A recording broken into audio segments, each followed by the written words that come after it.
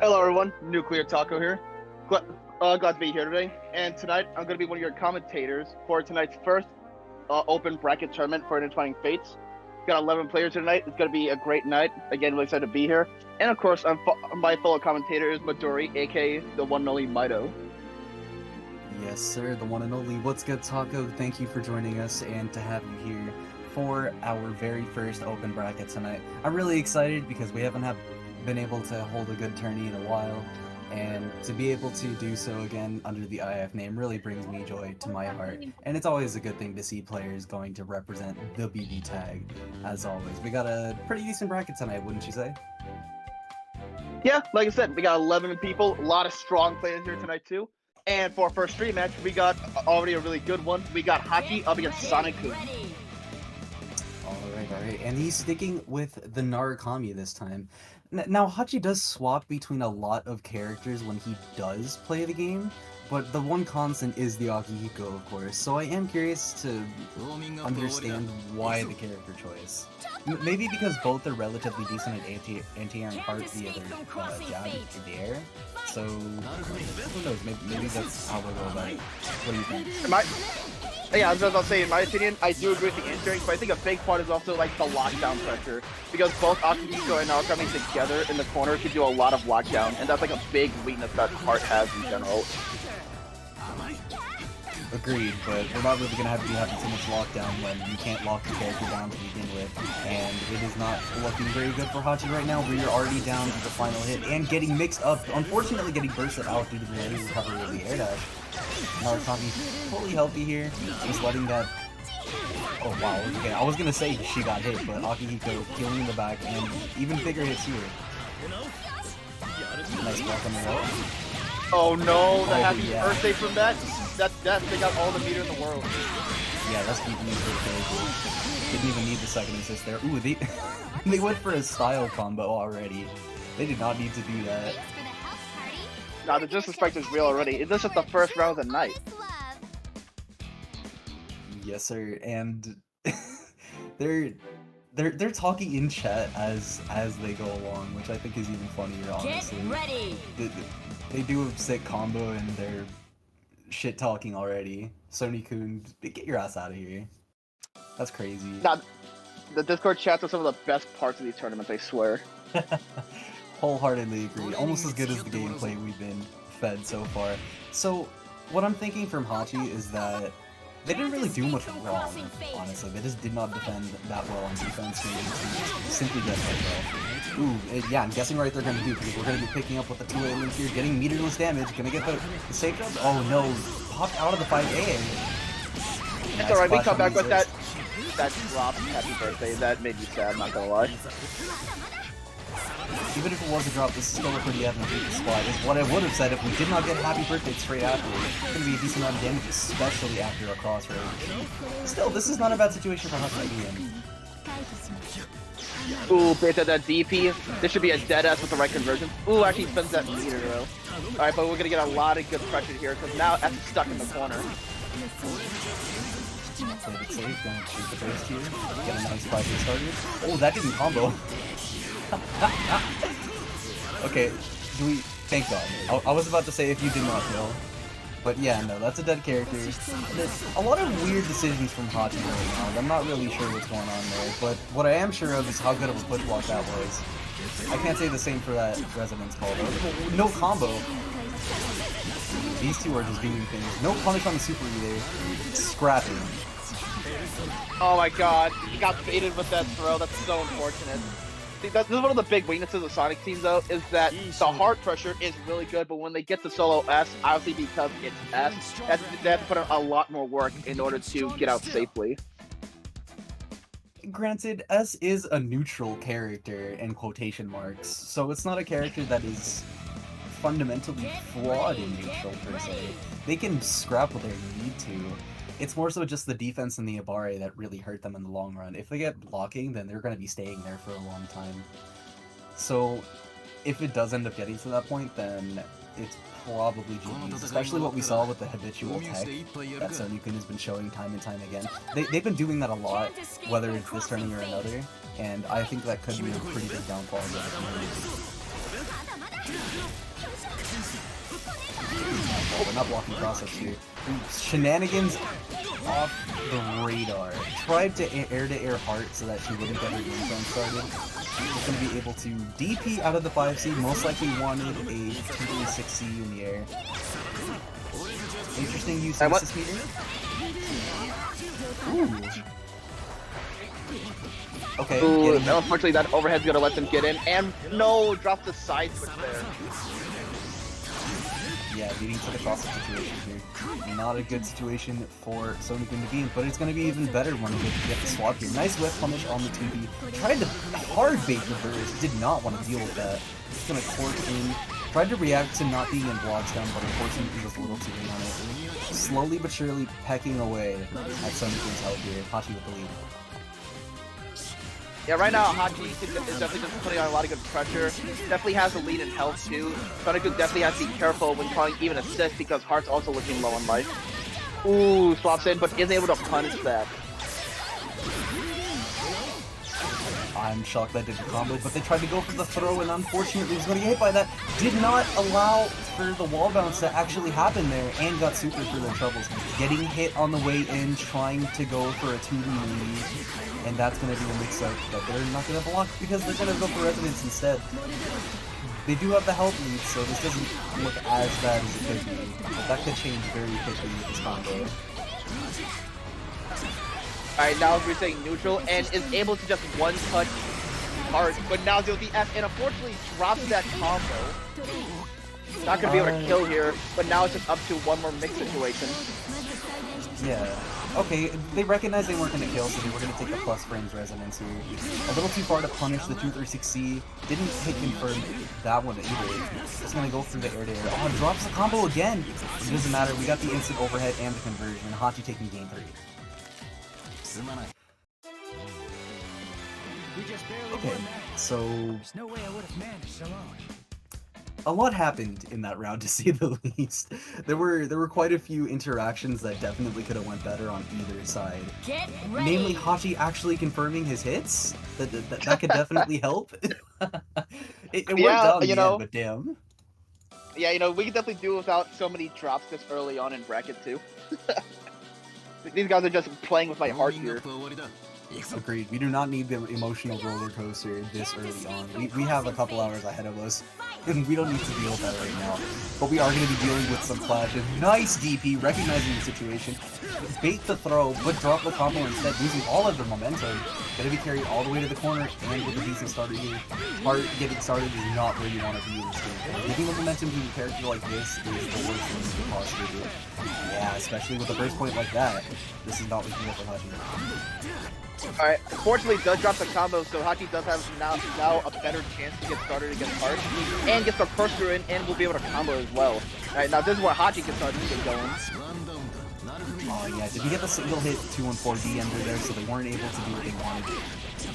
I don't know what they did there. Was that a 4A, I think? Either way, it was not the best choice, because now we're going to get a 5 Cyclone Hachi, but not anymore because it doesn't really matter because it's going to be 10 minutes. It doesn't even need to catch up with PHC.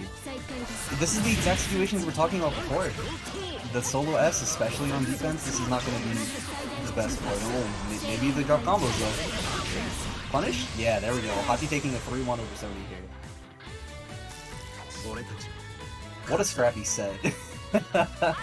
Absolutely. I think a big part of this I think a big part of this set was just Hachi going for the tried and true, just super safe approach most of the time. Obviously, you know, the Aki's just kind of going in there going wild, but Hachi for the most part played as safe as he could. While Sony definitely showed a lot of habit, and also, unfortunately, certain drop conversions definitely cost them a lot of pressure in the long run. Yeah, definitely. I think if they were able to convert off of their air approaches more and didn't get those unfortunate clashes, they probably would have been better off for it. Hachi just recognized the situation a little better than they did, and unfortunately that caused their downfall. But either way, downfall or not, we're going to see whose downfall is next in the match between NotJerry, TM, gotta add the TM there, versus JxstDeath. Okay. We've seen these two before. I'm sure you're familiar with both these players, are you not? Jerry and I were training partners. Love the guy. Great friend. Always plays the Carmine Hazama, really good with that team too. And of course, my fellow friend JxstDeath, also part of my team, Real Fire Legion. You know, just saying. But anyway, both are really good. JxstDeath usually shills the Weiss with other characters. I'm pretty sure usually they play Weiss with Ruby, but they also sometimes swap with the Hilda as well. And it looks like that's what they're doing here. Definitely going to be interesting seeing the matchup. Yeah, I've noticed that a lot from Just too. Whenever they're feeling comfortable, they always go for the Hilda team initially, and when they feel as if their back is to the corner, they'll play the Ruby. We can all attest to a comfort team, but if you feel as if you have to swap at any point anyway, then do you really feel as if it's worth staying with the character to begin with? Right. Just a bit of a thought. But either way, I do think this is going to be relatively difficult for Just, because both of these characters, I don't want to say have a hard time, because they both have decent tools to deal with Hazama, especially... Oh, wait, no, they're gone. They can't deal with tools if they're not in the room. Hold up. Alright, Nayag in chat made a good point. Sometimes JxstDeath plays the Aurier, sometimes for matchup purposes, but I don't think that Aurier is going to be much help in this. And it looks like Jerry's actually going to be going with the Hazama Gord, and they actually have been playing Gord a bit more, because it, means we want to get that Gorbin time in, you know what I'm saying? Mm-hmm. I guess you could say they get relatively bored playing one team and one team only. But then again, you play a character that requires you to play a good character in the back, so limiting yourself to something like that is probably not ideal. But Jerry knows what they're doing. They're the, singular Haz player on the planet right now. So who knows, maybe there's some secret tag that Gord is silently better than Carmine as a partner. They'll have to show us here in this first match. From my experience, I wouldn't say he's better, but he can definitely do a lot of things that Hazama wants for sure. And you're never going to be able to see that in this match. Yeah, Gord is a function character more than anything else. You put them in the back and they kind of just do what you want them to most of the time. But... I don't know. Well, it more comes down to the player not your team.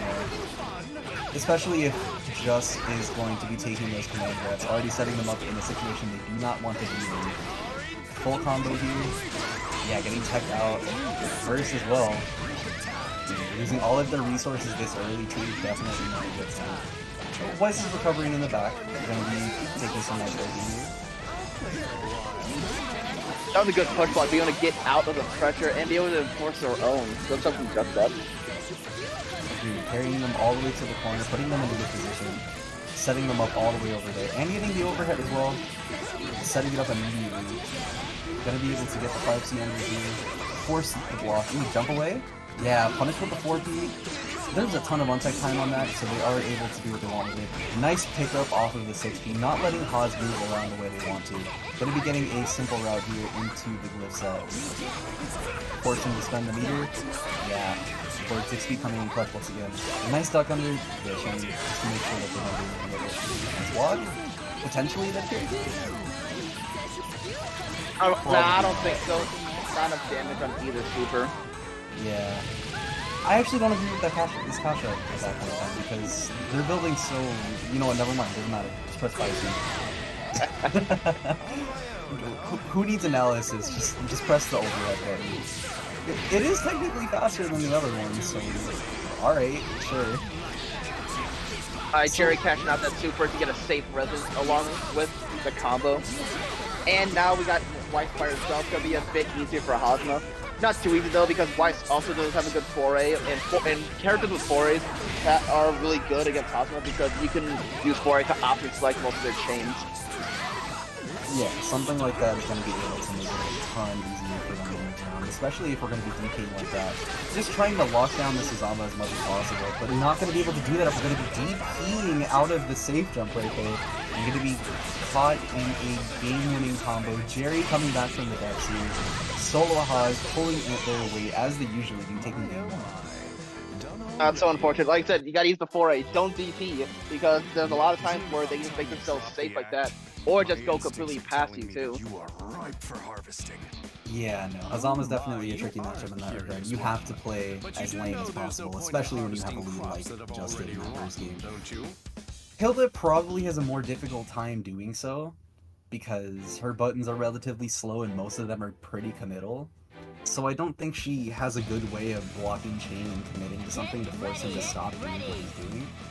But the neutral control by itself should be enough to carry the character on its own, as long as they don't have to block. And let's be honest, Hilda players don't block, so it's fine. True. And then they die by the DP because it makes people go past them. Okay, interesting choice there. Just decided not to go for the cross-up in order to keep the layer 2 active, but the reward was so low that it didn't really matter too much, and we're going to be going back to the neutral here after this short set of interaction. Trying to call the 4P to stop Hazama from chaining in. Oh my god, it did not do too much with that. Not blocking the overheads. That's the second one that Jerry's getting hit by. Oh, such of a sandwich in the corner, that was nasty. But Jerry's able to DP their way out and try to get going in neutral again, but that did not happen. And sets up the projectile super 2 to keep the pressure going. Didn't hit confirm that 2-series. A lot of weird hits here that they're not confirming, and we're just going to be swapping into the gourd here. Using all of that resource. Not a full combo though. It doesn't really matter because we're going to get that pickup in the corner. Dropping the combo, tried to throw, but getting DP'd for the troubles. Ooh, but that was definitely super. No way they won. Oh, that's so unfair. Man. Right now relying on only Hilda.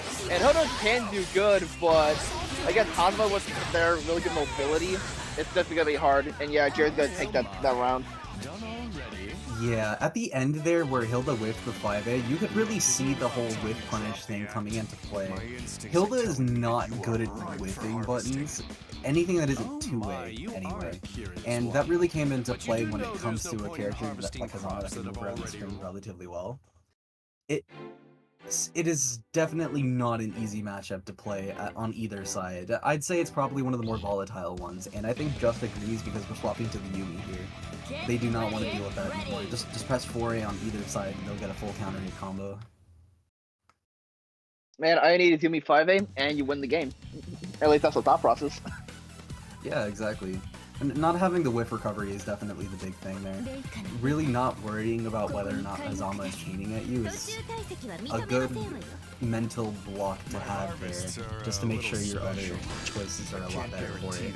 Though they are going to have to make a ton of better choices here to come back from this 2-0 deficit. Can't escape from crossing fate. Fight! Walking with the 5A here, trying to escape the corner, but is going to be able to do so after bursting out. Did not confirm the counter hit 5B, but is going to get hit by the regular 4B here. Jumping out on the 5A, getting hit by the assist again. A lot of scrambles in JxstDeath side that are not going well for them. Tried to go for a full combo here. Yeah, this is going to be a big hit. Carried him all the way to the corner, but did not get the full combo here. Didn't even get to swap to Weiss for the hit. It was a little too high of a roll, and losing all of the momentum for it. In the situation that Jerry is ultimately trying to do. Oh yeah, that's gonna be a dead Weiss. It's gonna be forcing Yumi to go by herself. Yumi can definitely hold her own though, but against like some really good active switch mix-ups though, it's gotta be a bit hard for JxstDeath to go solo here. With resonance and the time to pressure both characters, it could be a little easier, but especially non-Brightness getting hit by an assist like that. Gonna be wasting out as much resonance time as possible. Yeah, be swapping out here. Interesting choice to do the command grab as opposed to a regular highlight, because it does do less damage, and that's ultimately going to hurt. But I think it still kills. Yeah, okay. That's a 3-0 for JxstDeath. I'm sorry, 3-0 for NotJerry. That's what I meant to say. And JxstDeath moving on to the loser's side. How do you feel about that set? At least in my opinion, I think Hilda was one of the big factors in this that Jerry was able to take advantage of because Hazu's mobility paired with Gordo's long-range attacks was able to get around a lot of Hilda stuff. So you had to rely more on the Weiss to really get stuff going. And by that point, if one of the characters was gone, Jerry was able to get more and more pressure in. And in that last set, I think Jerry was just able to take advantage of all the strengths they had. You know, it's just kind of how it is. Agreed. There are a lot of things that Jerry brings to the table when they do play the game, and I think the exceptional movement that they've gotten accustomed to is definitely one of them. But if there's any other player that is good at movement, it is going to be our next match within TrueCare and Jeff Boyardee, the dive kick kings. I think Jeff probably applies to that more with Celica and Yumi. But if TrueCare plays their main squeeze, then we're going to be seeing a lot of 2-on-4X, and that's going to be funny to watch. What do you think? Oh yeah, for sure. Like, if you see the Neo, there's going to be a ton of both parry baiting and a lot of dive kicks and instant over and fuzzies going on. And from Jeff's team, yeah, I can definitely see them, especially with Celica, doing a lot of dive kick just so we can get those cross-up assists and stuff like that. But it's interesting here that TrueCare is just going to go for a side team with Yang and Blake. It's definitely a good team. It's just that not one that TrueCare plays a lot. Agreed. I've been seeing them playing it a lot more due to the last couple episodes of the latest Ruby season. I don't remember exactly, but I believe they finally became a couple. So I've been seeing a lot more people play this team in general, so maybe we'll see a couple other people pull it up in this tourney as well. I don't really know how I feel about the matchup though. Yang into Celica is probably not good for the ladder. Oh, but it's probably going to be pretty good if we get a happy birthday and also like that. I haven't been the cross combo. Don't know how I really feel about that. You didn't really get much damage there, and now you're not gonna really have anything for future mechs until the timer comes back up. That's usually fine, since you build the resource back anyway, if you have the neutral to back it up. And these characters can do that, but unfortunately that's not going to be the case, because TrueCare is the king of scrapping people. And scrapping he does. Not letting the Celica do the dive kick case, he's just going to call them out for it every single time. Hitting the assist and the Celica. Ooh, yeah, tried to hit Yang for what they were doing, and it's not going to work out for them. Already down for the solo game, just absolutely annihilating them so far. What we're just gonna mash. Oh yeah, the assist dropped out though, unfortunately, so we aren't going to get as much damage as we could have here. But this is a one-tap situation for both. My man is going for reckless pressure, but we don't need pressure when we have the 2A of the gods. Good situation for Yang. He has to play relatively safe until that resonance pop. There we go. Gonna be able to get the health back. Just waited out with Jeff. But we're not going to be waiting too long. We're just going to get counter hit by the 2-8 on landing, and Jeff taking it back after a relatively rough start. I think TrueCare has a really good approach to this. They were consistently stuffing the neutral approach and forcing them to play differently. I just think that Yumi getting started and pressing shit kind of hurt them in the end there with their defense, and TrueCare didn't really account for that. But that's an easy fix, I think. You could make your pressure a little more tight, force them to stop mashing, and go from there. Yeah, I agree. I mean, hey, you let the Yumi get going, you know, it's gonna be hard to come back. Especially, it's because the biggest thing was the low health they got because of the resonance combo. So after that point, it's really easy for Jeff to kind of just like to play lane and then just shoot projectiles and really like test TrueCare's patience from that point on. Absolutely, and I think TrueCare is doing the exact same to Jeff here. Like I said in that first game, they were already testing a lot of that, but if they're going to be DPing out of nowhere in order to get out of pressure, then it might not work as well for them. Tried to block it out, it did not block the correct side because of the assists obscuring their vision, and just mashing out again, putting them in the exact same situation. TrueCare, the defense is not working out for them. I mean, Jeff definitely proved they don't care about pressure, but TrueCare being able to get an assist super out of there was actually a really good choice. Unfortunately, getting punished for that projectile. Thankfully was able to take Yang out of the game time, and is just going to force the Yumi to block it out. Going to be meeting with the throw, did not kill with the super! Anti-air with the 236C, and is going to be ending the Blake right then and there. Man. Yeah, no, you definitely can't do that, especially with the swap on the board. Even with Yang specifically, they only have a single hit on that super, so it ultimately makes doing any kind of swap shenanigans much more difficult. Jeff claiming it off of their defense alone once again. I think I don't know, I think the same thing could be said about that match. It was just a rehash of the first. They gotta tighten it up, that's all it is. Oh yeah, pretty much. I mean, it's clear that Truecare is just trying to do stuff on Wake Up instead of just like respecting the pressure, but Jeff is just doing that tenfold with just Yumi 5A. And you can definitely see that, in my opinion, like Truecare just maybe doesn't play the team as much because they do a lot of stuff pressure-wise when the team compared to what Jeff is doing. I think another thing too is that I'm pretty sure they could have killed with the drones to Super, but they just weren't confident. And I think that Super alone would have made a big deal in that last round. Absolutely, but not as much of a big deal as both dropping that combo and baiting the burst. Momentum quickly in Truecare started trying to go for the side swap combo maybe. Unfortunately dropping it there, just gonna be able to push block out into a neutral here. Forcing the Yumi. Ooh, okay, yeah, the DP working there, but wasn't able to get a punish either. I like how Truecare is blocking it out a little more, just waiting for Yumi to press on that block. And unfortunately not going to end the character, but we are going to be whip punishing the 2C. Solo Yumi once again. Yeah, Truecare is definitely making more use out of that Blake 5B to actually outrank both Yumi and Soka. It's definitely working right now. And now Jeff is on the rope. He gets hit by that assist.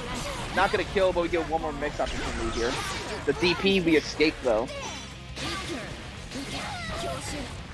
Wake Up 214C. Okay, both of these two are just doing shit. I don't even know what the thought process behind the Wake Up Rekka would be. Or the Wake Up 214C. You're not playing Hyde. You can't do that. Bro, now, dude, we're literally just in monkey hours right now. Both players don't care, they just want to press shit, and I respect it 100%. Yeah, no, I called Truecare the king of scrambles earlier, but I really do think Jeff is fighting for that title right now, because every situation they're in is some sort of weird shenanigans that are not traditional movement, if you would catch my drift there. A lot of just forcing a neutral skip and trying to stop them from doing anything. And when they're not doing that, it's so much more difficult to stop them from just running up and pressing 5A in your face, and that's what makes their idea of neutral so much scarier.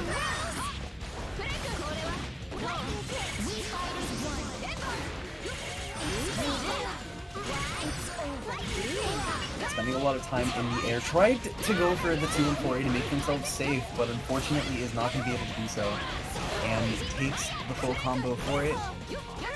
Walks high, yet escaping out of the pressure. Plus breaks.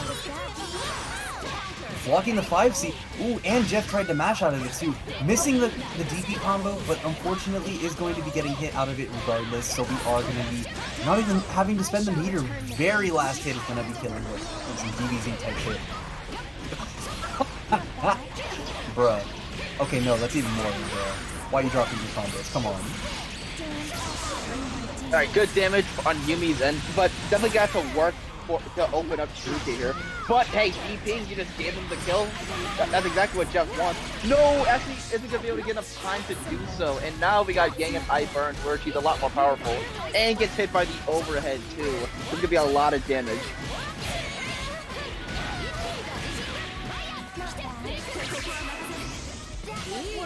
Did not RPS properly there. Did not contest the parry, but didn't punish it this time either.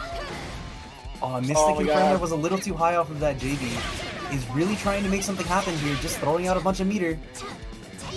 Really needs to get that Yang out ASAP. Punishes the Rekka with a push block assist super, and is going to be tying it up to a piece here. So, the fatal flaw, obviously, of that match after Jeff got started was that they weren't able to kill Yang, right? I think the easiest way to go about killing her was to just go for the standing combo. Get ready. I believe it's 5 BB into JB delay B, and then pick up a 5A again, which gives you just enough time to go back into super, and would have given you the damage that you need, because Rekka obviously lasted 2 more there. So that would have been the big... Go ahead. No, go ahead. That would have been the big differential of that match in order to make it a 1v1 instead of a 2v1. And that's ultimately probably going to play a mental stack in this game here, especially if we're going to get a pickup like that. You went for a DP just to try and stop him from doing too much on a burst maybe, and is going to be set for the trouble. He missed the combo, he picked up by the 5P, but bursting out immediately after. Wow, the 236C being able to just completely destroy the DP from Celica. But Celica's not dead yet and has a way to escape. And active switches with the healing. That was honestly a good move on Jeff's part. Celica's a bit healthy. Unfortunately, get hit by the 5C there. Not gonna be so good as they're trapped in the corner now. Just gonna be walking into the plus lane. Neither player having any meter on the board, which is a rarity for BBTAG. Oh, do not get to pick up here, losing all their momentum. Pick up the 5P here, and bursting out was a little too early on that side swap. Gonna be able to pick up, no, a little too far to the 5P. Forcing Jeff to block here. Nice pickup on the assist. Make the Celica feel as pressured as you can. You are not allowed to do the dive kick pressure here. You are going to be wasting all of your CC, and is going to get hit after the DP with pressing it on hit. You know all about that, don't you, Taco? Hey man, I'm just saying, 6 of the time, it works every time. Just like doing EX Snowbird here is going to work for Jeff. Oh yeah, got crossed up again. Most likely tried to do, I don't know, Rekka? I don't know what they're doing for them. But hey, you just got a map. Yeah. He's gonna be able to pick up? No, okay, a little too far to the ground. Yeah, super, no burst. Just quickly do the super. I think they're just more comfortable just going with the healthy Yang 1v1. Especially since they already got Resonance, and they're probably going to be able to get Eye Burn, so Yumi's not going to be able to kill. Yeah, see? So Yang's going to be in the corner, we're going to get Eye Burn set up. Oh my god. Oh no. Why? Jeff, come on. Oh my what god. was that? Nah, that was a throw, my guy. That was a throw. I think he forgot that semblance existed. They're, oh my god. I have no words. But don't feel down about it. I am flabbergasted. Yeah, you have no words, but Yang has 2, and it's Eye Burn, motherfucker. Oh wait, that's 3. That's 4. Is motherfucker one word?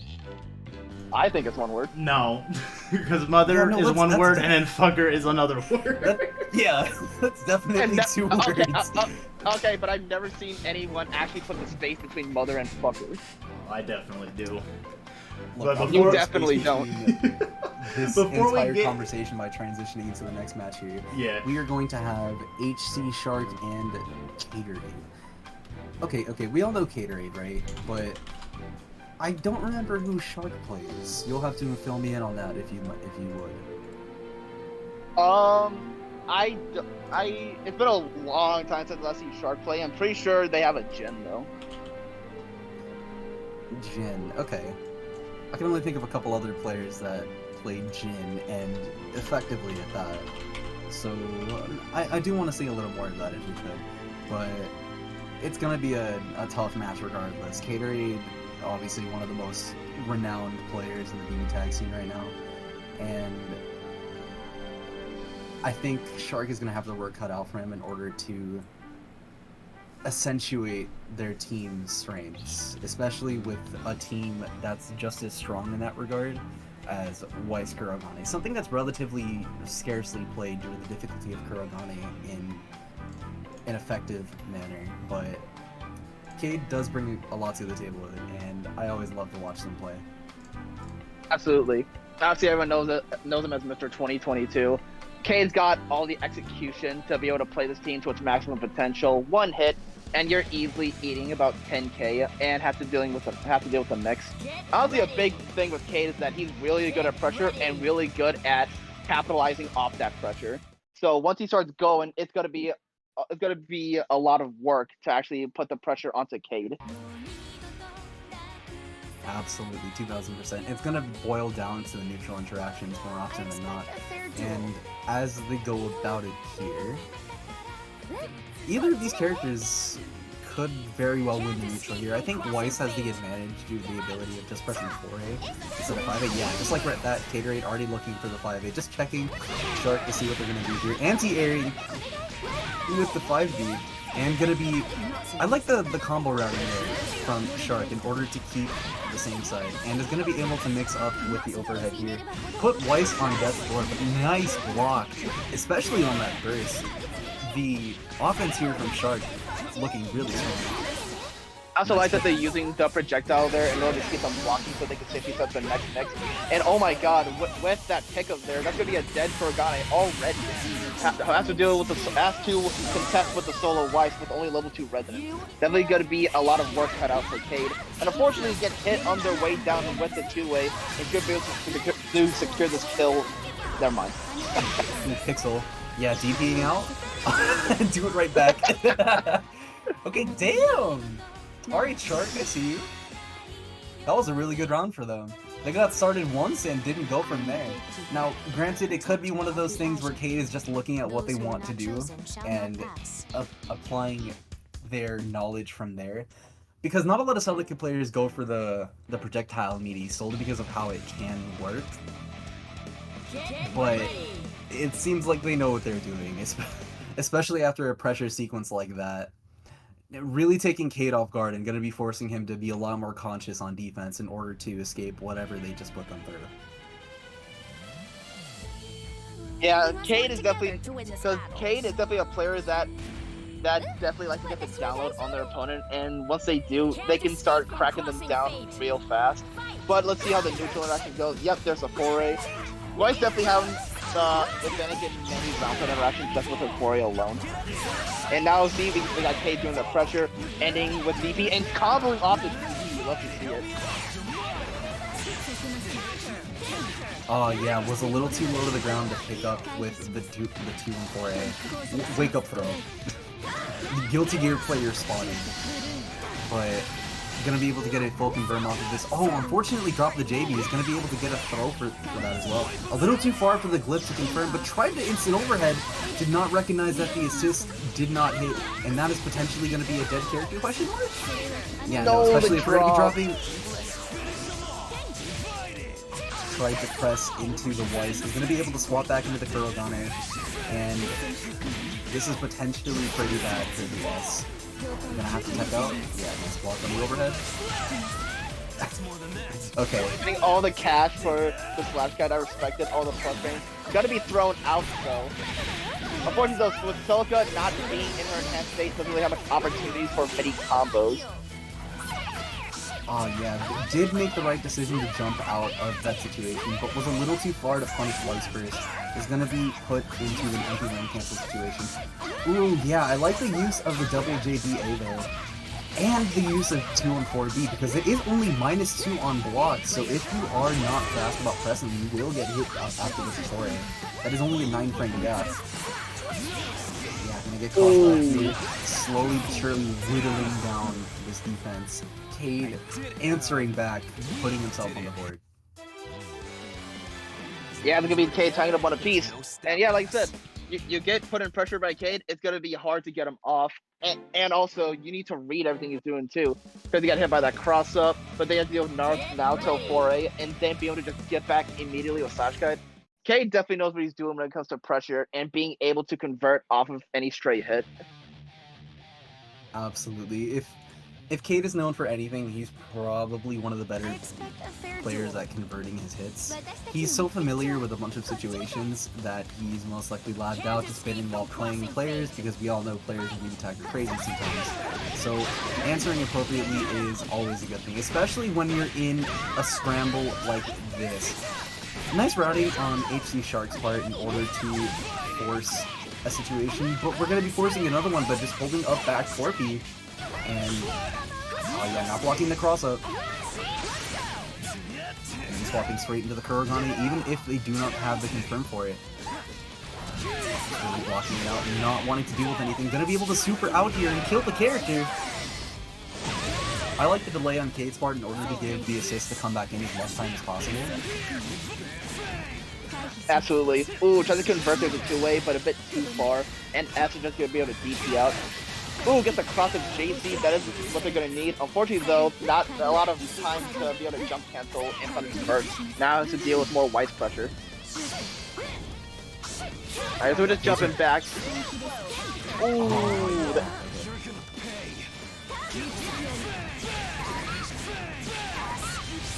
Wow, only Cade. They're gonna do push block straight into Rekka to punish S. break from the throw. Both players activating resonance. Okay, I like the reaction on Cade's part, just DPing out, even if they didn't get it confirmed from it. Gonna be able to hit the character as well, and ending that third game with the momentum in his favor. Caderade going up in the set 2-1. I really liked how that match played out. There were so many little nuances on both players there that led to the decisions they made. Cade deciding to go for a meaty throw instead of doing a regular meaty just to see if they would tech again is information that he wanted to have for this fourth and potentially final game.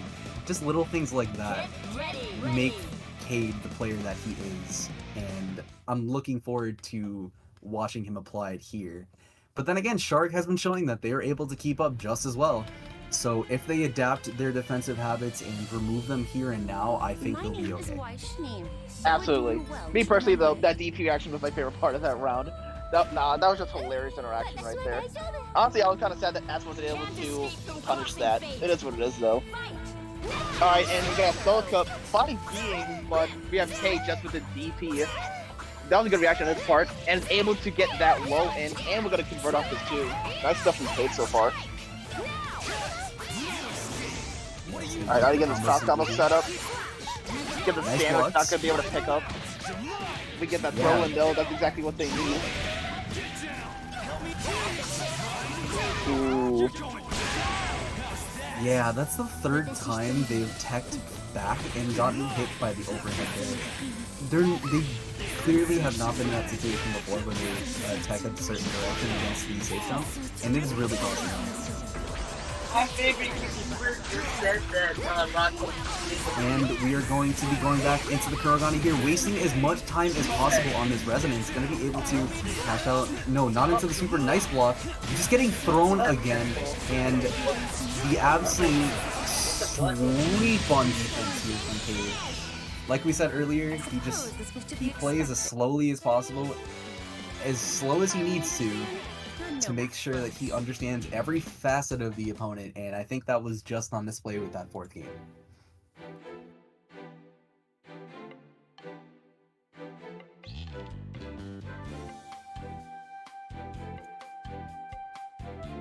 (3-1) over HC Shark, putting them into the losers bracket. Not without a fight though. That was easily one of the most impressive displays I have seen from HC Shark in a while. Now that I do remember them again, and yeah, that was pretty great. You always love to see players up and coming within their matches here, and as we move on to our next one, I'm looking forward to seeing more. I'm gonna be pulling up with the next set. Drum roll. Pull up the bracket here. Our next match, we're gonna do Jerry and TrueCare. All right, we're gonna be moving on to winners semifinals with TrueCare and NotJerry. This is the match that's old as time. Honestly, we've seen this one happen so many times, whether it's in Big 8 or Untamed's late tournament series, WNF, whatever. These two have played on so many occasions. It's not even funny. Absolutely. If there is any amount of nuance that is going into these matches, then this would probably be the one that it happens in. What do you think? I'm just gonna say that, like you said earlier, these two played so much, both knowing how each other works on their main teams. And each time they show more understanding of each other, and also each time, there's usually a different winner each time. If Jerry wins one, then Shuker is gonna win the next one, and so on and so forth. Both just showing that they're very equal in skill, and it just comes down to pure nuance when it comes to being able to get the victory from both of them. Like I said, both of them playing so much is showing how much they know how each other works. It's just great to see it. Agreed.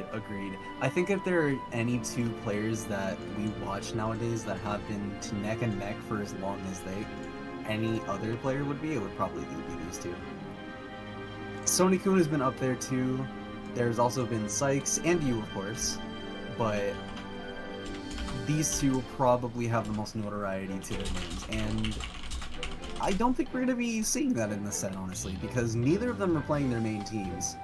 TrueCare is playing Bumblebee, I think that's what it's called, and Jerry is playing the Gord instead of the Karm. I wonder if he just thinks that this is another ratio tree. I don't think so, there's no way, but that would be kind of funny if that was a miscommunication on our part.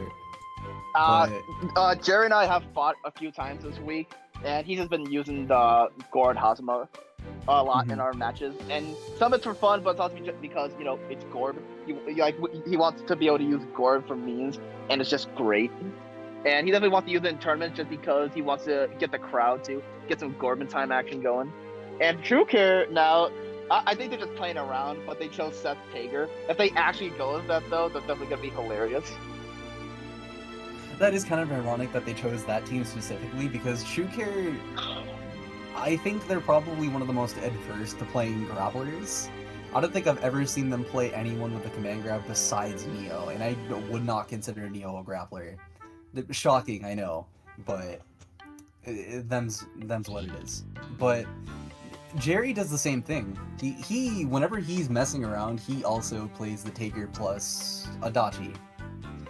So honestly, I do kind of want to see that. The Tager mirror this late into the bracket.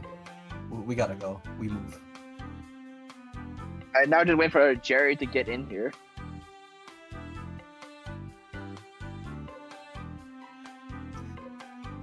As soon as Jerry is able to move in, they're gonna do their thing.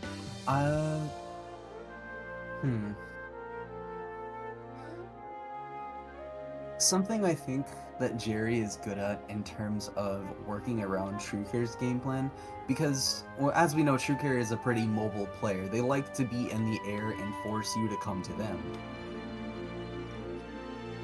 Jerry possesses one of the few assists in the game that's able to cover an angle directly diagonal, which is the place that True Care usually wants to be. So I think if they're able to utilize Hazama 4P in a more strategic way to force a lockdown, then it's going to be a lot easier for them to move around, whereas True Care might have more difficulty maneuvering around it from there. I agree. But the funny thing is, that diagnosis, that's actually Hazama's 6P. Crazy, I know. Okay, look. Nah, that mixes everyone up. Honestly, I didn't even believe it until Jerry told me. I was like, there's no way that's a 6P. It's like, nah, bro, I know, it's weird, but it is what it is. I've been playing this game for like 3 years and I forgot which one it was. That's hilarious. Holy shit. You know what? It doesn't matter. We can mix it up as much as we want because we might see a Taker mirror. Oh my Exclamation god! point. I think this is happening. Yes, it is. Yes, it's happening. We got Seth Tager with a Dachi Tager, Get two ready. big meme teams. Let's see who can out-meme the other at this point. If these two, now I'm actually sad that these two didn't go Tager round start. That's the biggest disappointment from me here. You know, I wanted to give some sort of analysis on how both these players want to go about it, but no. There's no reason to analyze this. They're just gonna be screaming, and that's probably the best course of action for either of them. DP, Kubi 16, we thrown out the 16. Nice armor. You see what I mean? There's no thought in his head. Oh, they're just messing around, and I'm all for it.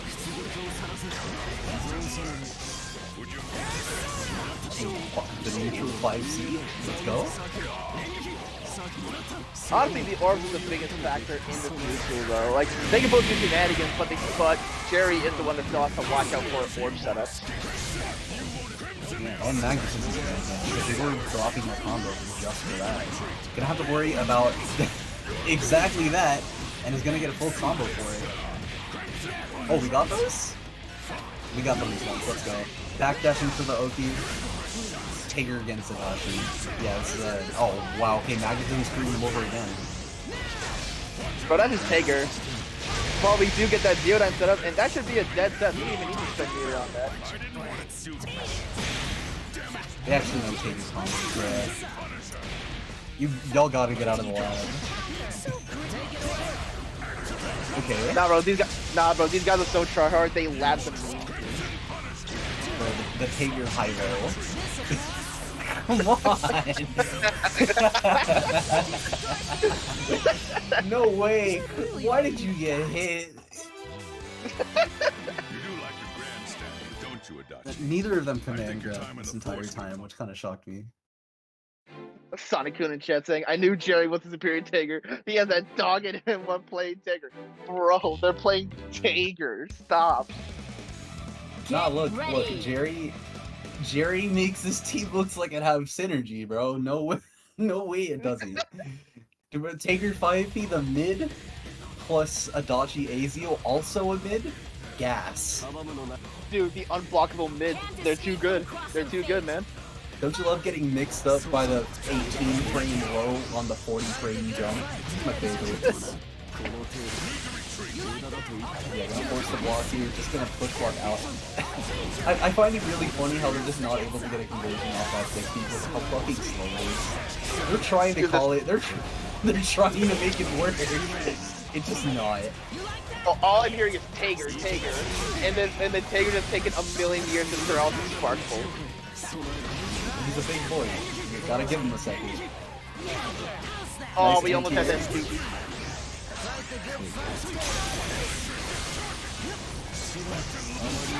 Spark bolt will hit my spark bolt. Hey, yo, we got the let's command go. grab. Let's go. Do it again. You won't. Oh, we backed this away. Coward. He back in the air. Yes. No yes. way. Get out. Come on. Oh, yes. This is a tournament. I hate both of you. I hate it here. Nah, bro. Someone clip that, nah, bro, please. This is entertainment. This is entertainment we're talking about here.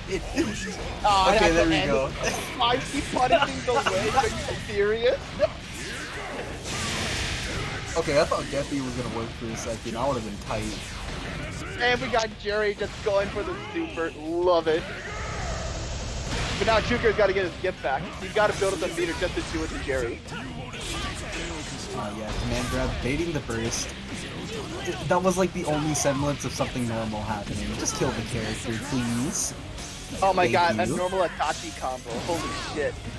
I know, a rarity in these trying times. Oh, and just getting hurt. And maybe they thought they were gonna get crossed up. We're dropping the combo! Ah, he's got to get DP. Up there. Wake up super, you won't. Yes, sir! Yeah, there it is. Let's do it again. Tager would die. Yeah, it worked! No. Oh, they didn't die. Neutral. Oh, the final Aw. bring it to an end. That sucks. They ultimately fell to their own doing. You do like your grandstand, don't you, Adachi? Oh my god. Time in the force I love was this. I love this so much. We're talking over a screen right now, but I hope you can feel the bitch-eating glare I am throwing right now.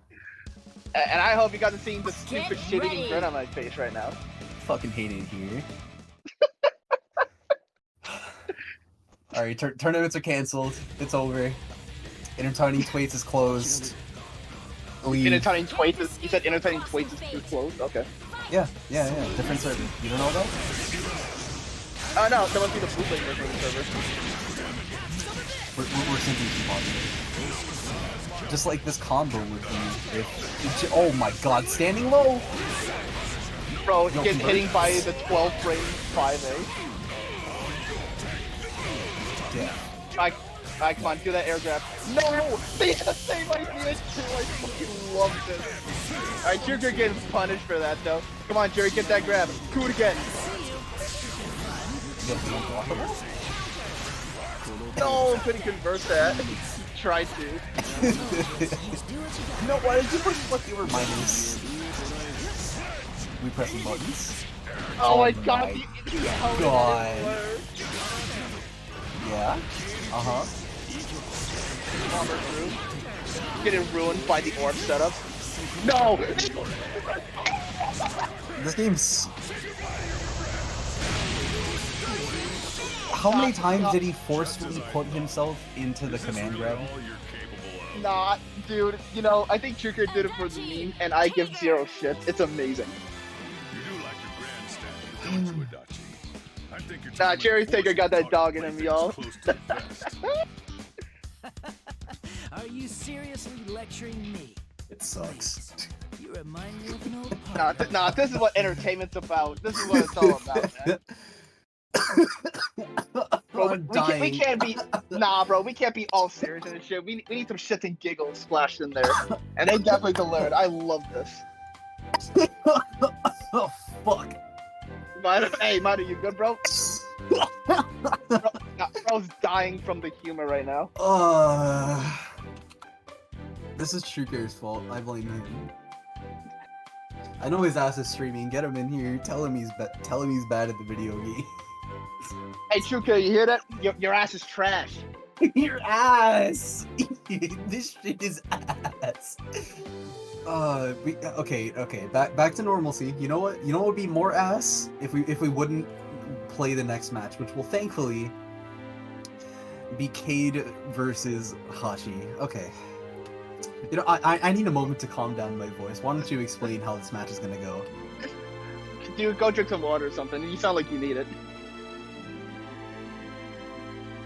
Alright, y'all. So, Hachi versus Cade.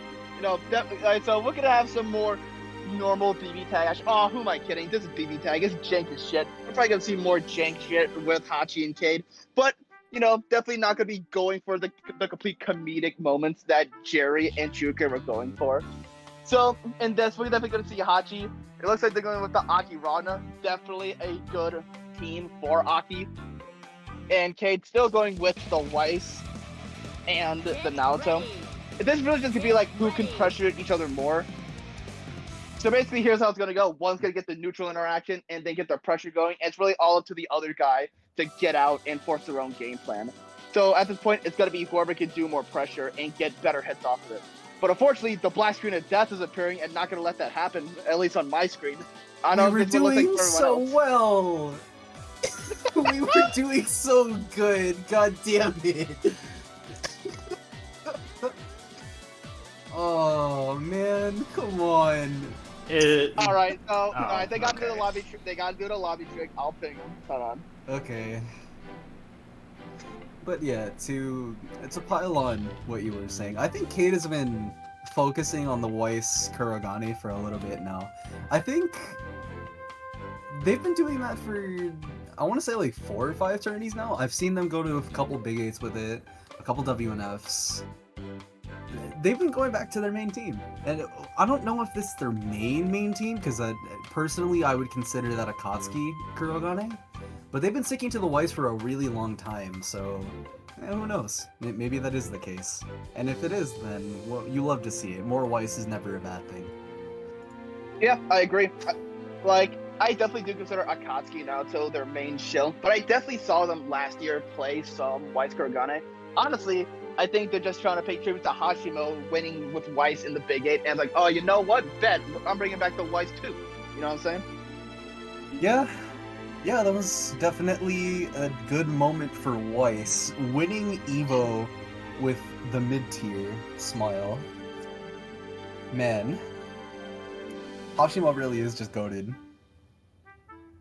Master Chief, stop blaming me for shit, okay? My curse doesn't destroy everything. Come on, bro. Are you sure? I am sure. Hey, blame Riazzo. He's the one that started this, okay? He gave the curse to me. This is not COVID, okay? The shit does not spread. Your PS4 is infected. It came naturally. Yeah, he infected my. Nah, he infected my PS5, bro. No, this is your fault. Bro, I never had this happen until Riazzo got started with his shit, and they just gave it. And they just came to me all of a sudden. Bro, I've been doing every trick in the book to alleviate this, and it doesn't work. It's just slightly getting better, for the most part. Alright, well, it looks like they're back from their connection thing. Hopefully it worked for the better, so we're just gonna get back to the match, hopefully? Question mark? Yeah, okay, there we go. Starting up the match. I'm crossing my fingers. Let's keep it here. It won't work. Why are you jinxing it? There See, we I'm go. I'm doing reverse psychology, because if I say it's not gonna happen, then it will happen. No, let Press do that. He's the hater here. But either way, finally getting to the match. Akihiko on point court. Yeah. Yes, sir. We love to see it. Gonna be jumping out here, forcing the push block, but unfortunately leaving too much of a gap to do anything real off of it. Gonna get the fuzzy as well, and a decent amount of damage. Unburstable confirmed. Let's go. Ooh, good block on the side switch there. Gonna be able to get them going. Should focus on getting Akihiko out of there though, because they're really low on life. Yeah, just Yeah, playing there it it safe there. Cade not really pressing the offense too much. Maybe just Get hit behind them. Are you serious? Nah, man. Are you serious? Alright, Hachi's trying to get started right now. I think he's bamboozled by that. Get some Ronda licks in. Try to start a pressure with Aki assist, cross combo. Let's see if he gets something going. That's what we got going. Oh, but unfortunately getting pushed too far back from the assist pickup. As it does double your push back. Oh, fine, okay. Just gonna be zoning out the character here. Both anchors doing a little bit. Nice air-to-air on Cade's part. Just forcing Wagner to play a little more longer. No, drops the combo. I can't really try to play footsies here. Yeah, he's pressing 2B to deal with potentially easy stuff. But it's not gonna matter. Nice block. Playing patient here. Dropping the Cyclone. Hachi, decently small lead here. Excuse me, not a lead. Small deficit. Oh, but didn't punish the dive. He was -10 there. And that's gonna be a dead character, inevitably falling for that. Yeah, just getting thrown, further trouble, popping resonance. Alright, Karen's got to focus on not letting Ronda get started here. The second they're able to get a combo in, they're going to be coming a bunch of life and also when to be taking damage. Luckily for Kate, they're able to get it hidden and she'll be able to convert to this cross combo for the kill. Yeah, just gonna keep it simple, go double super, and end that first game. That was really just game one. You know what's a good game? When you can talk about it for a good few minutes and it feels like more than a few. Absolutely. As long as we're together, there's no stopping us. You absolutely love to see it, and frankly we needed this kind of play right after that dumpster fire that we had prior. Yeah, bro, we need to get back to down and dirty, super focused ground after the hilarity that was Jerry and True Care.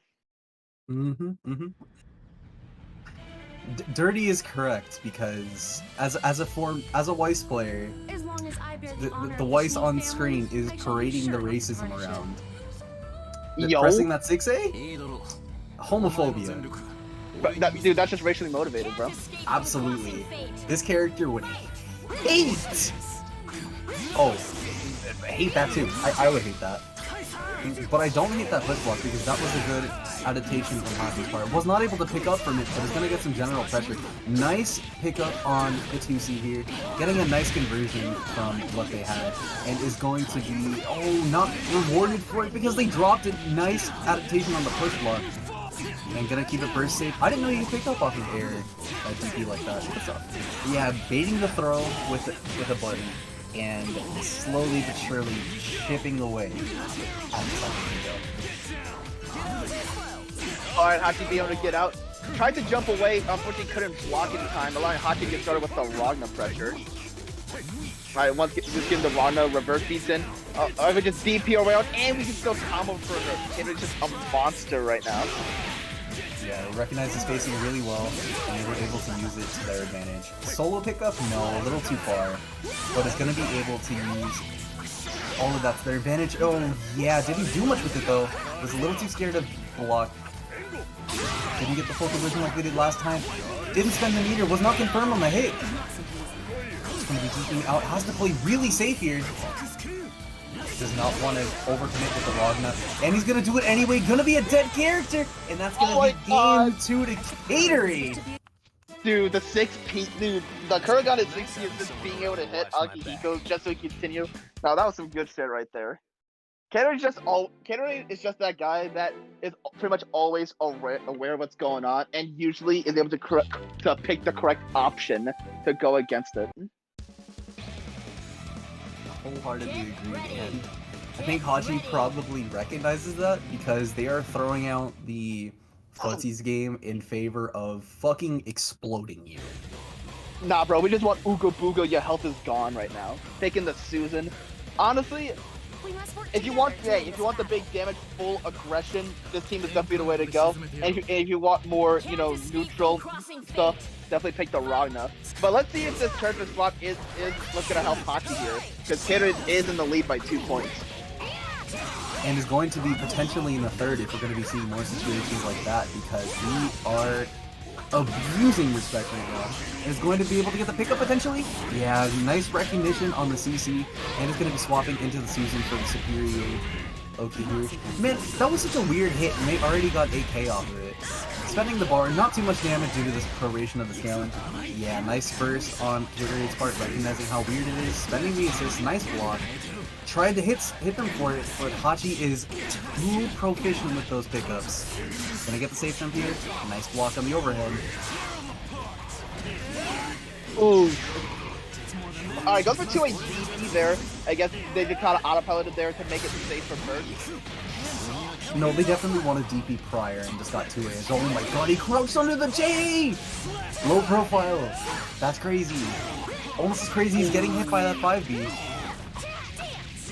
I think the swap was relatively obvious because the character did have pretty low health and they wanted to not worry about that. But we are going to be getting hit by the overhead, and that's going to be a dead character. Solo Kurogane on the board with a full health Susan here.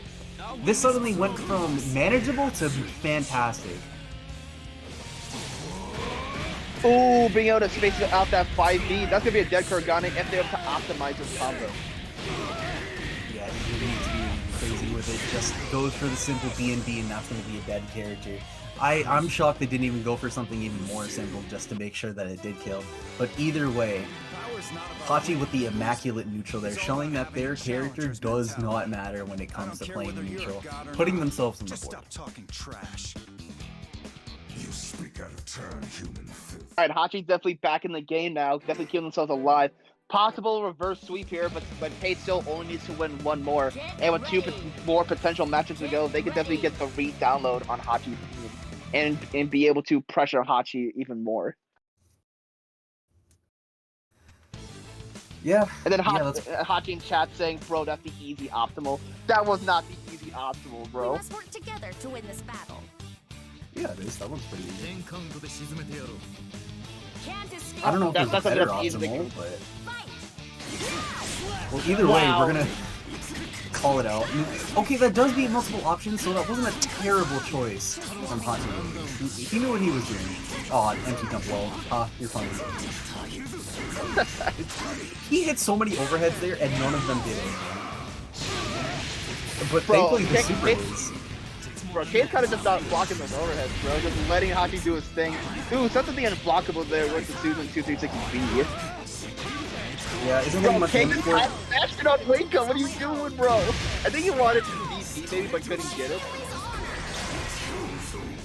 Yeah, tried to go for the 2A pickup, but unfortunately did get that, and is just gonna get perfected on game 4. Hachi with the momentum of a lifetime here. Are we gonna see the reverse 3-0 on Caderade of all people? Bro, Cade's defense was just caught lacking there, I'm not gonna lie. All those overheads, getting caught with a bunch of things, getting caught mashing on wake up, potentially trying to get his DP, but still. Hachi just taking full advantage of every opportunity he got. But let's see if Caderade can bounce back from that and avoid the reverse 3-0. Yeah, getting hit with the taste of his own medicine, because earlier in the set, Cade hit Hachi with a throwbait just by pressing a little bit late with a delayed E, and Hachi did the same thing back, which is why he got caught in aftermath. So we're going to be moving back to this round, so we called it a little too early, but wasn't able to get a pickup from that, and is just going to be getting a lot of straight hits on this Weiss. Yeah, trying to force something, didn't get the 236B, just going to be building up the cycle meter. Oh, baiting the DP, but didn't punish it! Oh my god, that would have been a dead Weiss if he could have converted that. Oh man, Caderade got lucky with that, and now we got a healthy Weiss still in the game. But might want to focus on getting her out of there. that if you're forced to block for this long, and especially with a hit like that, that Weiss is dead, back to the Naoto that we know and love. But this is not a bad start. Potentially gonna get the Resonance Call here. Oh yeah, get those plus it is. frames in. Oh my god, what a press. Oh yeah, did not true strain into the 236B. We mashing plus frame. Let's go. Oh my god, the persona from Caderade from that, and this should be a dead Naruto from that. Great conversion all around, but no, like this. Gameplay.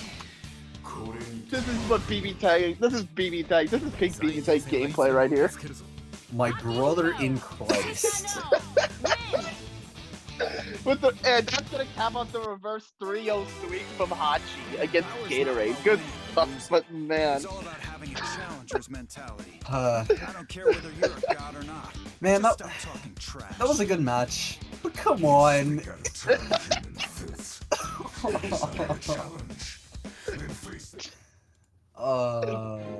This is actual BBTAG gaming. I don't care what anyone says. Yeah, Hachi solidifying themselves in, I believe that's top 3? Yeah, top 3 for theirs, while Cade goes down to losers quarters. And that is gonna wrap up our winners for now, I believe. We're gonna be moving on to Just versus Jeff in the match here. Yep. I think just listen to what I said prior, because they're potentially going with the Weiss Ruby immediately, and you love to see it. Jeff is not someone to be trifled with, so going with the main squeeze is definitely a good idea. Yeah. And before this match starts, they did play the first game off stream on accident, so JxstDeath is up 1-0. Gotcha. Yeah. Okay. Alright. A little bit of nuance that is going to be lost there, but oh well. It be like that sometimes. And we are going to be starting with a slight deficit to Jeff here. Switching to the Hilda, interestingly enough. I don't really get that decision.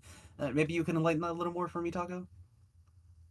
I mean, honestly, I don't really know. I don't really know if Sonikin and Hilda has a lot of synergy. I'm assuming so, just because of the swap. Maybe they just want to be able to outrange Weiss and Ruby, possibly.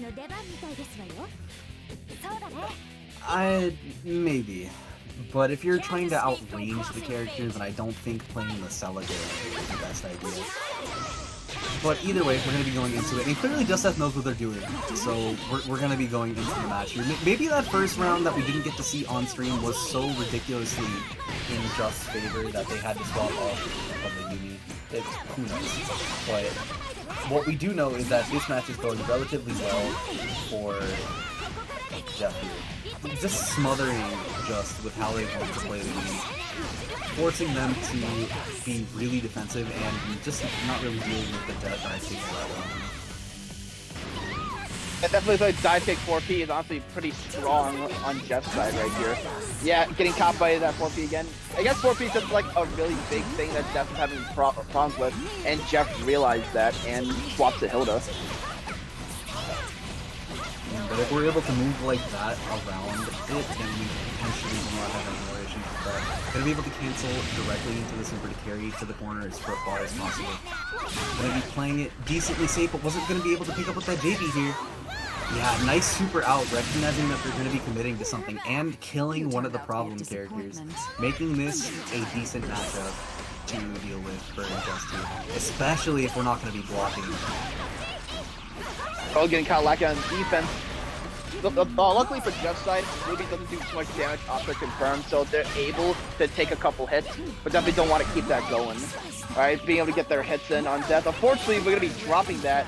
But they're able to pick up immediately Resident here. Yeah, just going to be going for a... No! Okay. Bro, come on! What is this fake shit? Bro, you were... Like, not only did you try to go for that, but you really relied on Hilda's DP. Come on, man. Even if it worked, where was the reward? Right? I don't know about that one, Chief. I'm sorry. That decision making was just not there. But if we're gonna see more of that, then potentially might not have too much to talk about with this next game. But ideally, Jeff being the player that he is will move past that, and we'll get to a more nuanced approach with this game.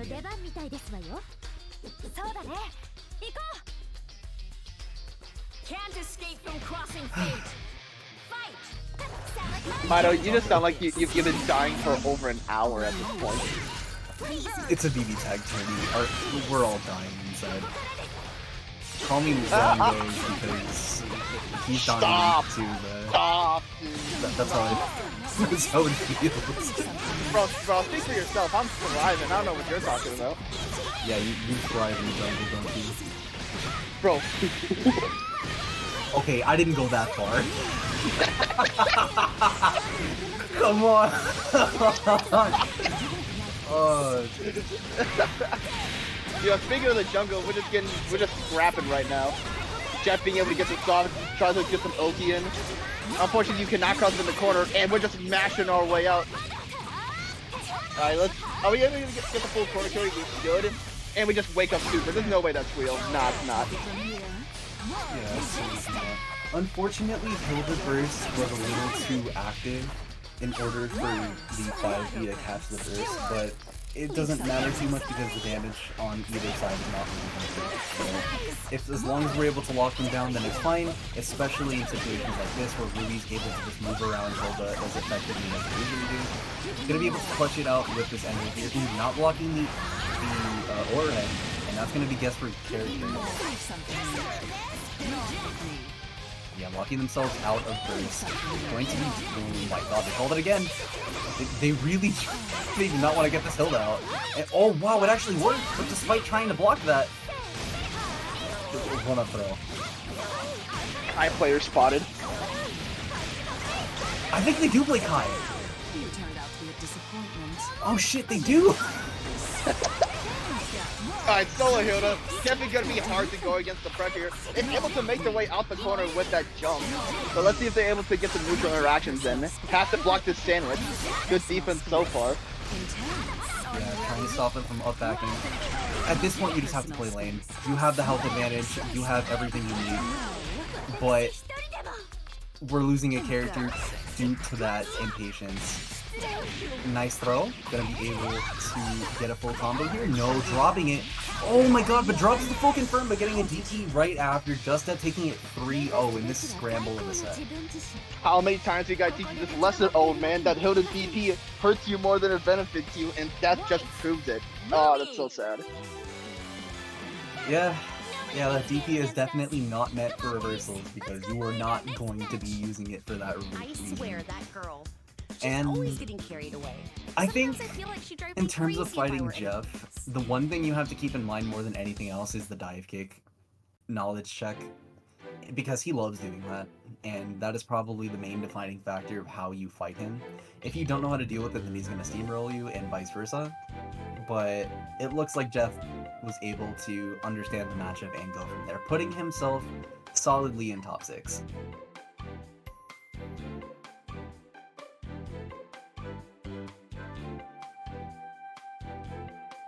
Alright, looks like next on stream we have Sonikin up against Prez. Okay. Yeah, that is gonna be the other side of the bracket here. I really do want to see that. I really want to see that. You know, I'm literally about to grab a piece of paper so I can note down how many DPs Prez is gonna do in the set. Okay, he may be reversal happy, but that doesn't mean he hasn't been putting in the work to try and improve. He's been asking people for games, trying to play around, and I think he could potentially do things, and I would love to see that happen. Oh yeah, he's Press definitely does- gonna do things, yeah. Yeah. Press plays a lot of the teams that I play, so I think I'm most qualified to be able to tell him what he could potentially be doing better. But if he plays his heart out here, he probably won't have anything I want to critique on, so I'm looking forward to having him pull up against one of the stronger players in the scene right now.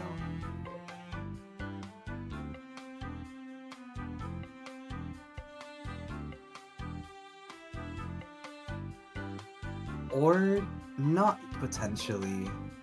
It looks like we're just waiting for him to show up. Here. I made a goof. It's Shark in Sonikin, not Prez. Okay. Okay, alright. Ignore everything I just said.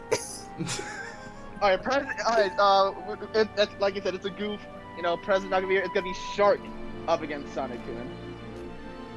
Okay.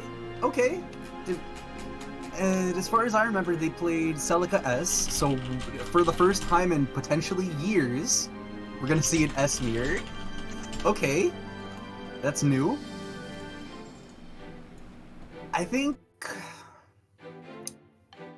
I don't know how I want to think about this, because Celica's probably not the best in terms of keeping Heart out of the air. So it's mostly going to be an assist battle for who can chip down the assist more until one of them gets the defining hit. Neither of them really want to commit to anything. Oh, go ahead.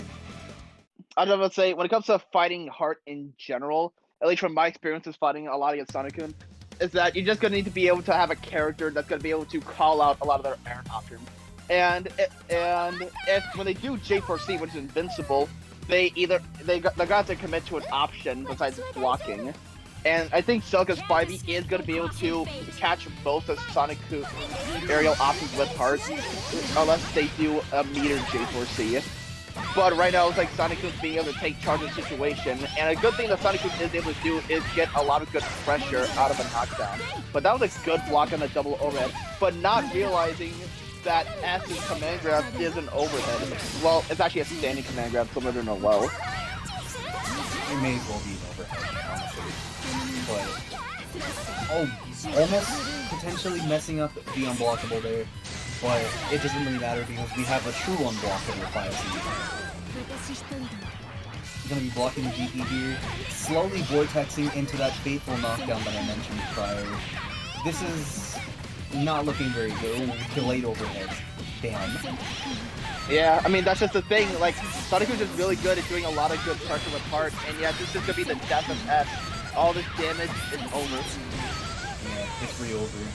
Doesn't even need to spend a super here. Just 6C cancel all of their buttons and just go from there. Yeah, once either of these players get the hit, from what we've seen of their offense, it's just going to be overwhelming on either side.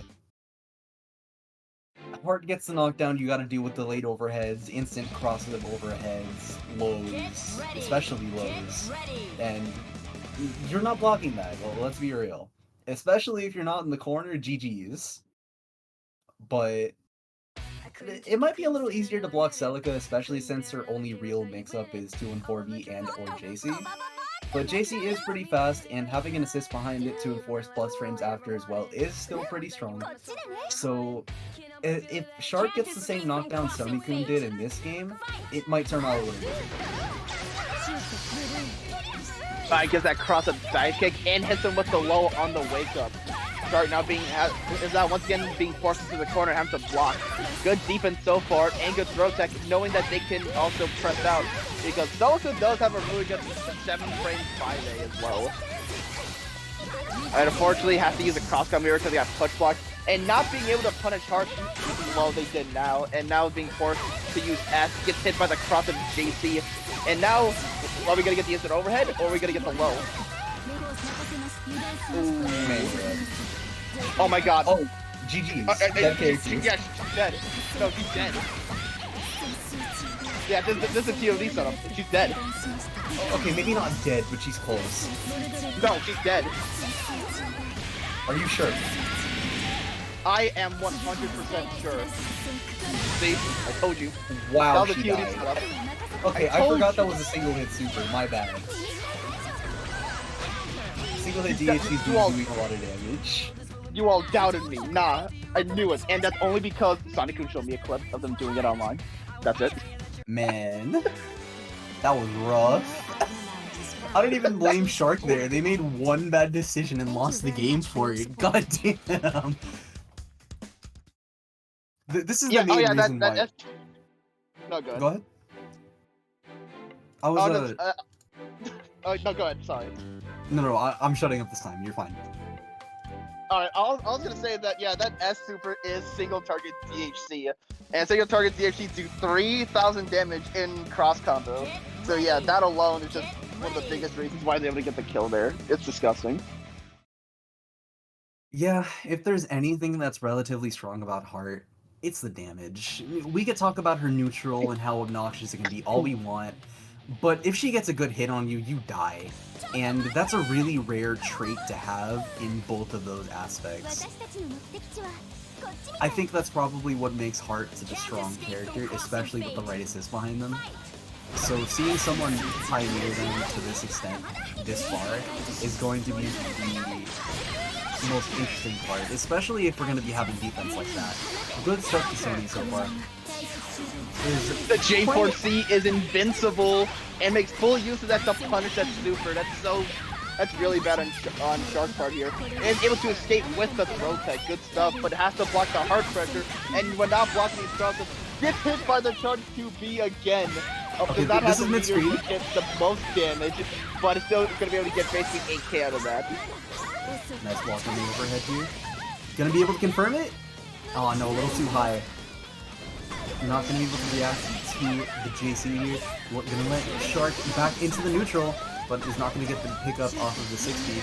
Moving around the projectiles here. Getting a pickup of their own, but was a little too wary of burst, so it's gonna let the character live. Oh, what a call out. Using their own projectile that was not punishable from that range, so that pressed the JB a little too early. And as a result, the character's gonna live, being able to pop resonance. The S meter. And we're just playing S footsies right now. Gets the cross up though, that's gonna be the end of Shark here. Yeah, the character doesn't even need to spend any of the super, just gonna cross raid out, and Sonikin taking a clean 3-0 over Shark. Fantastic stuff to Shark though, they played really well this tournament. I love to watch them play today. Good stuff to them. Absolutely. As we move on to the next few matches, I think we can both agree with how this looks pretty familiar. I think with one exception being Hachi beating Caderade in winter semis being the upset. We are pretty much, yeah. We're pretty much on track otherwise. TrueCare versus Sony, Cade versus Just, and Hachi versus Jerry. We chilling right now. And as we move on to the top 6, we have plenty of potential matchups to go out from that. And it looks like our next match right now is going to be Sonikin up against TrueCare, who looks like to be rocking the Hazuma Hakumen, and I actually hope that they go with that because it would be funny. But it's definitely going to be an interesting matchup with Hakumen's counters and Hazuma's air mobility going up against Hearts. Agreed. I think if there are any other characters that are good at doing that, probably Hazama. And Get ready. I think maybe Yosuke as well, but like Yosuke's a little more limited in how they can move in the air. So yeah, I mean, if you're doing the Yosuke hard matchup, it's really just about who can annoy each other in the air more and open each other up in the air more. It's not, because at that point, it's just all about call-outs in that kind of matchup. And we're gonna see if TrueCare is gonna be able to call out Sony or vice versa. If TrueCare does anything on this team, it's balls to the walls. Okay, they want to hit you with the crazy range, so they're just gonna go for 2-3-60 constantly. Ooh, yeah, whipping a button there did not get counter for thankfully, so it wasn't big. Oh yeah, working around the parry, does not want to have to deal with that. Good use of homing in order to move around the 6-speed. See, I remember this time, it was 6-speed. But what's even more of a haha is that potential ending. I don't know what they were going for, but it was definitely some parkour. But not as much as this overhead move, which is unfortunately going to drop the combo. Ooh, get Heart out of that airspace. Being able to convert off that, now trapping Ash in this corner. Hazuma does have a safe jump that he's able to use as well after this Rekka. But we just go for the throw. Good stuff. This is true Kizzle. We don't do safe jumps out here. We want styling gimmicks, nothing more, nothing less. Yes, sir. And we're going to be seeing more of that as we return to neutral here. Somehow missing the 60, surprisingly enough. Nah, it's because they did J4C and the entire back homing is fully invincible. Oh, That's definitely something that they can do. I didn't see that, my fault. But Nah, you're good. no. That was definitely a good choice on your part. SDP working? Rare. Cross up, let's go. That's gonna be the character? Yeah, okay. I didn't want to jinx anything. I didn't finish that sentence until the super hit. You cannot blame me for anything. Nah, that's completely fair. Analyzing damage. We're out of pudding. Honestly, Requesting a dispatch honestly, for pudding. I think a big thing here is Hakumen, really. Because, like, Hakumen against Heart, that kind of just sounds like a bad time. Like, and even with the counters, Sonikin could just not attack during homing and just punish the counter. And what I think that Truker might go for a potential character swap here to be able to fight against Sonikin a bit better. Yeah, it looks like they're contemplating it as well. Maybe they'd want to go back to something that they're a little more comfortable with, but it wasn't working that bad for them that first game. I wouldn't say that how it went was a wash or anything, and I guess they agree because they're playing another weird team in Akatsuki Yosuke. I've never seen this from them, like ever. Okay, so, alright, so Akatsuki Yosuke, one, has really good synergy, especially when it comes to like pressure and sandwiches. And a big thing is that they do have assists that help each other. But when it comes to Yosuke versus Heart, it's literally just gonna be who can call each other out more. And does Heart know about and does the Heart player know about moonsault mix-ups? And Akatsuki is pretty good, specifically because of his parry against assist. Unfortunately though, on this round start, Sonikin is just being able to put a lot of damage on Juker already. Yeah, but Akatsuki is definitely one of those characters you have to play a little differently for on offense. But I don't think we didn't see much of that because he's not a dead character, but we're playing him damn close. This is gonna be guess 4 character once we end this combo here. Yosuke bleeding right now. Almost a pickup off that JC. It was a little too high. Wow, the 4P working in their favor there. Gonna be a full sorry bag. Oh, going for the gimmick. You know, I respect it. I really do. Goes for the throw bait. Unfortunately, couldn't really punish. And Sonikin being able to block the moonsault mix as well. So now we got Juker swapping our Akatsuki. The 2B punishing, not being able to fully convert though. Now it's just a big scramble here. Okay, 50 Hachi raw, bro. I am shocked that Sony did not punish it either. That was probably one of the easiest punishes they could have gone for, but maybe they were scared of the assist. But they're still in a fine situation, so they could have did that. They just have to play with Yosuke in the neutral here, and that is going to be the end of set neutral because they're gone. Yeah, Sonikin in chat got worried about the Yosuke pick. Nah, they had it completely under control. Part of me is wondering if Sonikin actually blocked moonsault, I mean, in the same way is correct to block it. What I mean is reacting cross-up instead of just immediately defaulting to it due to EX. I did see them swap to it almost immediately off of that third fake moonsault, so I am a little curious about it. Maybe TrueCare could have used that in this game, but who knows? It looks like they're swapping to another team now anyway, so it probably won't matter. Alright, so we got his main shield Neo on the screen, but there's Easy over there. And I think they want to choose Easy because, one, they have a good 4P with that diagonal 4P to potentially call out Heart. But a part of me is wondering if these two have much synergy. I'm just going to assume they are since Truker is playing them. But Neo definitely has a good chance against Heart because, one, her air buns, and two, her general mobility can definitely contest against Hearts. And it's already looking like Truker is getting cooking right now. Yeah, if there's any character that's really good at doing air-to-air, it's probably Neo. But if there's any other character that's good at calling out burst, it's probably Heart. Didn't get as much damage as they wanted to because they had to go for an easy link, but we don't need. Oh, we do need damage if we drop him like that. Nice block. Throw bait. Oh, that's a dead my Neo God. with the air super, yes sir. Man. Like Sonikin is using all the hard gimmicks to their full power, and it's doing them a great favor right now. Alright, unfortunately dropping, but we get the reset. And that's gonna be the end of this. Alright, that's gonna be Sonikin winning 3-0, everybody. With all the hard gimmicks in tow. Yeah, no, that was a pretty clean 3-0, just as they did prior. 2 matches back-to-back with a 3-0. Sonikin definitely has to be feeling himself after that. Putting themselves firmly in loser semis, right in a good position to potentially even win the tournament. We'll see. Alright, and looks like next up, we're gonna have... Actually, let me just check. Yeah, it looks like next up we're gonna have Caderade up against JxstDeath. Definitely gonna be a fun match to watch.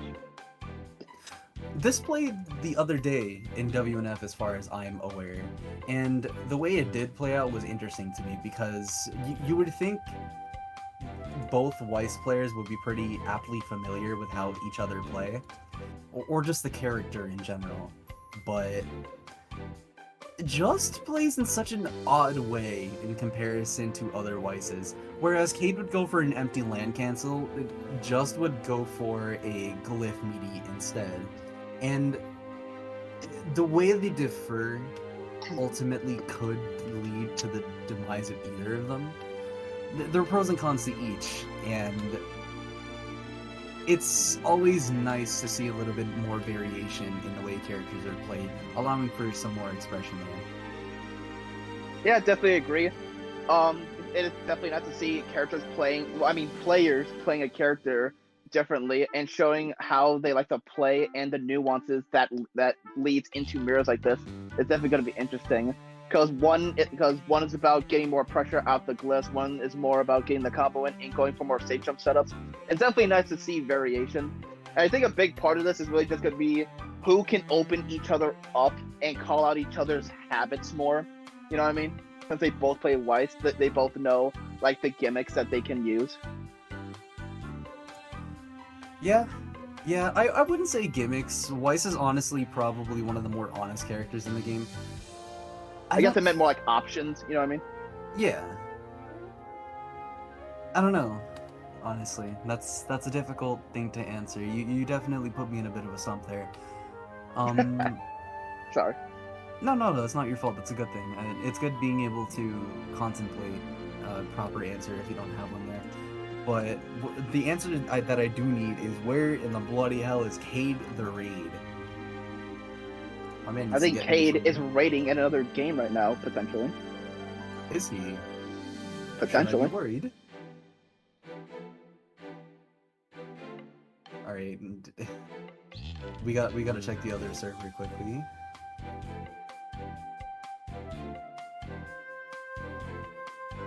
I don't think they signed up for EACon, did they?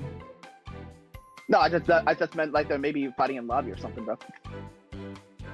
That's what I would meant. hope they're not fighting in lobby while they were waiting for a match. A lot of players do that in tournaments. True. I guess I can't And yet, refute that. and not gonna lie, sometimes it does make me a bit annoyed, but I mean, I also understand. Yeah, not much we can do about it. I guess we will simply chill out while Cade is doing his thing. And while we're doing that, we can go ahead and... Where's the match arena at? We had it somewhere. I am simply unable to look properly. Where is that? The Warpros will shield the match arena in just a second. Yes, sir. Yes, sir. And Cade just arrived to not let that happen. Yeah, no, he joins the millisecond we want people to spend money. Spend money on our tournament. Fund the players. Let us know that you care about the video game. We'll give you a big smooch. Mwah. Bro, money in BBTAG? Rarity, I know. Poverty game, for real. Dude, we're about to be the next Melty Blood, just playing games in the bathroom.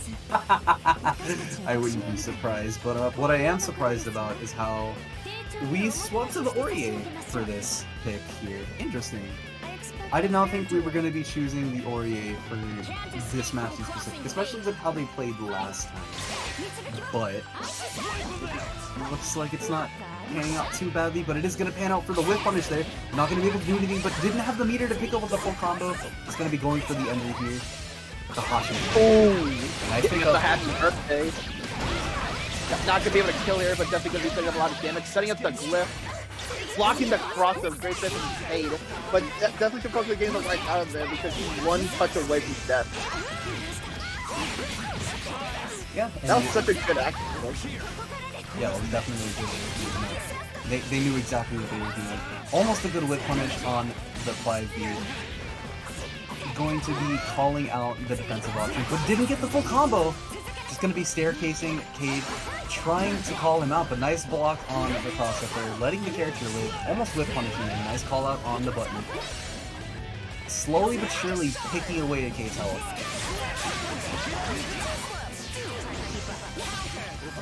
Ooh. Yeah.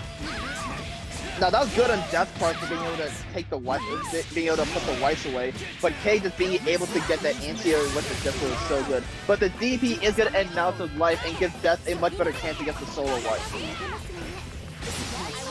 That was good burst timing on Death's part to avoid the 5B because they were going to get anti-air if they pressed even a couple frames later.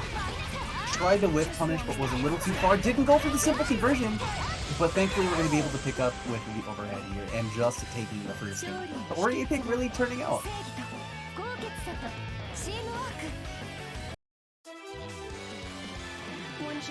Yeah, just that's definitely proven the good synergy between Weiss and Aurier and the different things they can do. But Caderade was definitely doing really well when it came to sandwich pressure as well. Just got opened up, unfortunately, a few times by Death and Death just being able to fully capitalize on those moments. Absolutely, 2000%. I think out of all the matches we've seen between all of Cade's sets, I think only the one with Hachi came close to how the neutral was played here. Sure, both these characters are exactly the same, but like I said, character expression, and Just is definitely good at showing how they want to play Weiss in comparison.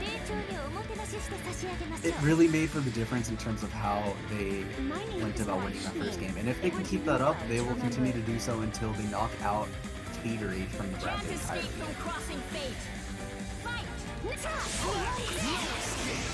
Rotation here.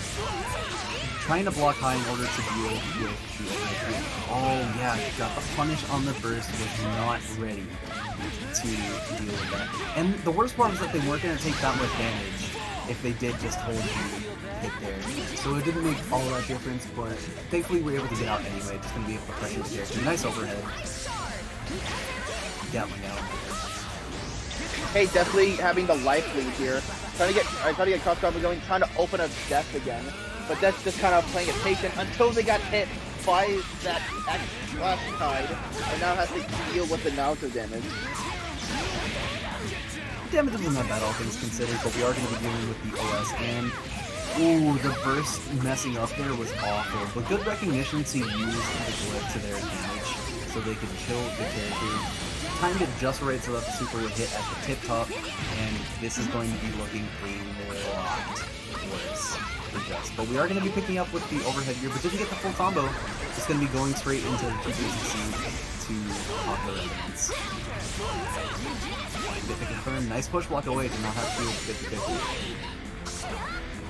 All just zoning each other, but now Death has to find a confirm, and they do get it, and should be able to kill. No, doesn't go for the conversion once it's setting up the glyph. I definitely don't agree with that, because now you have to deal with the Sam situation, and yeah, this could be a dead Weiss. Yeah, no, there was a lot of weird drops from Just there. Maybe they were a little bit nervous making it this far into the tourney. Wanted to make sure that they're going as far as they can, but they're not going to go that far if they're dropping combos like that, and it's going to be a little bit more difficult with a bit of an even game here. I think they don't have to change anything about how they're playing. I think the way they're playing is fine. They just need to keep it solid. If they don't feel confident in doing a land cancel combo, just keep it simple. Spend the bar, whatever you need to do. Just make sure you end your combo correctly, is all I ask. Agreed. Because if there's a big thing about players in BBTAG that is like something they should have, it's consistency. As long as you're able to keep yourself consistent in what you do, it's more than enough to carry you on. You know what I mean? Agreed. Part of the reason why Cade is so great at what he does is because he's so consistent at it, especially with an ender like that. Gonna be able to get a full confirm. Didn't want to spend the assist because he wasn't concerned about the kill. Gonna be able to get the overhead here and swap for the save. Gonna be able to call that out, but did not confirm on the Weiss, so thankfully we're able to swap that out. Gonna be picking up the warrior here and get a full confirm. Nice walk. Yeah, nice punch on the overhead from Warrior as well. Once again, fully corner carry and get some pressure going. Sets up the sandwich though, has to block yet again. Ooh, doesn't fully confirm, try to bait out a burst maybe. And the super ender definitely getting punished for that. And now it's good active switch to get Warrior out of there, we do. I'm surprised Cade didn't try to play a little more aggressive in order to deal with that, but either way it worked out. They were going to be able to lift punish the Weiss after the 6-8 throw attempt, and that is going to be dead crazy. Going to be leaving Oreo to herself. Nice block on the combo. Going to be forcing some questions. Yeah, didn't deal with it. Nice answer. Drops the combo again. A huge drop. Could have potentially led to a good character, but this does as well. Good timing on 5 in order to be able to block in time. This is a dead character. Yeah, Tried no, a to little use too the far from glyph, the but just couldn't do it in time. So now this is really pretty much a one combo situation for both players. And just trying to open up Cade there, but Cade not falling for it and getting the punish instead, being able to take that game. Absolutely. Recognizing the hit off of BJA is definitely one of the more difficult things about playing Weiss, and I think that is the first time I've seen anyone do it pretty consistently like he did just there. So you love to see consistent confirms like that, and that is what separates the good from the great Weiss players. And I think obviously both of these players do match that mark, but Cade consistently showing why he's in that category. And I just noticed, hey Rodimus, thank you so much for the raid. We really appreciate it. Thank you so much. We know that you're doing your own tournament as well, so we really appreciate the support for our tournament as well. Yeah, 2000%. We love to see it out there. Always gotta get the support from the homies, but 2-1 for Cadia. But speaking of support, we're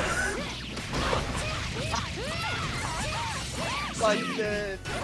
this game sucks. Nice block. Now you get the happy birthday back. Oh my god, this is beautiful. It didn't get that much damage because Weiss, but called out the Phantom Pain and is just gonna get the end right here. Force some respect on PvP. Finally gets the throw bait after a while, but unfortunately Weiss's burst was a little too involved. Wasn't able to get the punish on it. Was forced to spend their own resources. Yeah, tried to get Weiss back in here. Tried to throw bait again, but Caderade wanted to do something with it. They're just trying to shimmy all over Cade right now. Play a little more patient. Does not want to spend too much assist meter. I like the push block there. Was it a little too much blocks in to pick up from that? Slowly chipping away at their health. Alright, great confirm from Death being able to kill that Weiss out of the solo now so to save the day. But Carrie constantly having to deal with the pressure. Just this air DP, but it's still able to escape thankfully because Ruby couldn't punish him that far. But now with this draining resistance time, needs to make it count. And we're just gonna constantly throw off the slash tide. And we DP again, just why not? But this should be the death of Cade. Yes, we do confirm. And that's gonna be tying it up to a now. Yeah, there it is. The switch to Ruby definitely making a big influence here. The Ruby easily is much more adept at moving around these characters, whereas Ori does have the decent air normals to make up for that. It's not the same as the way Ruby can do it for so little commitment as well, and move so quickly on the ground too. Ruby may not have an instant overhead that's nearly as strong, but she does have ways to open you up that Ori does not.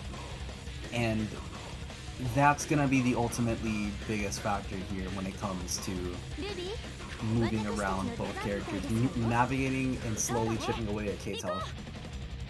Getting in my way was a That's bad definitely call. proven that the team puts in a lot of work, is able to get a lot of reward out of it. But now Kate, experienced in the previous round, might be able to adapt already and be prepared for the struggles.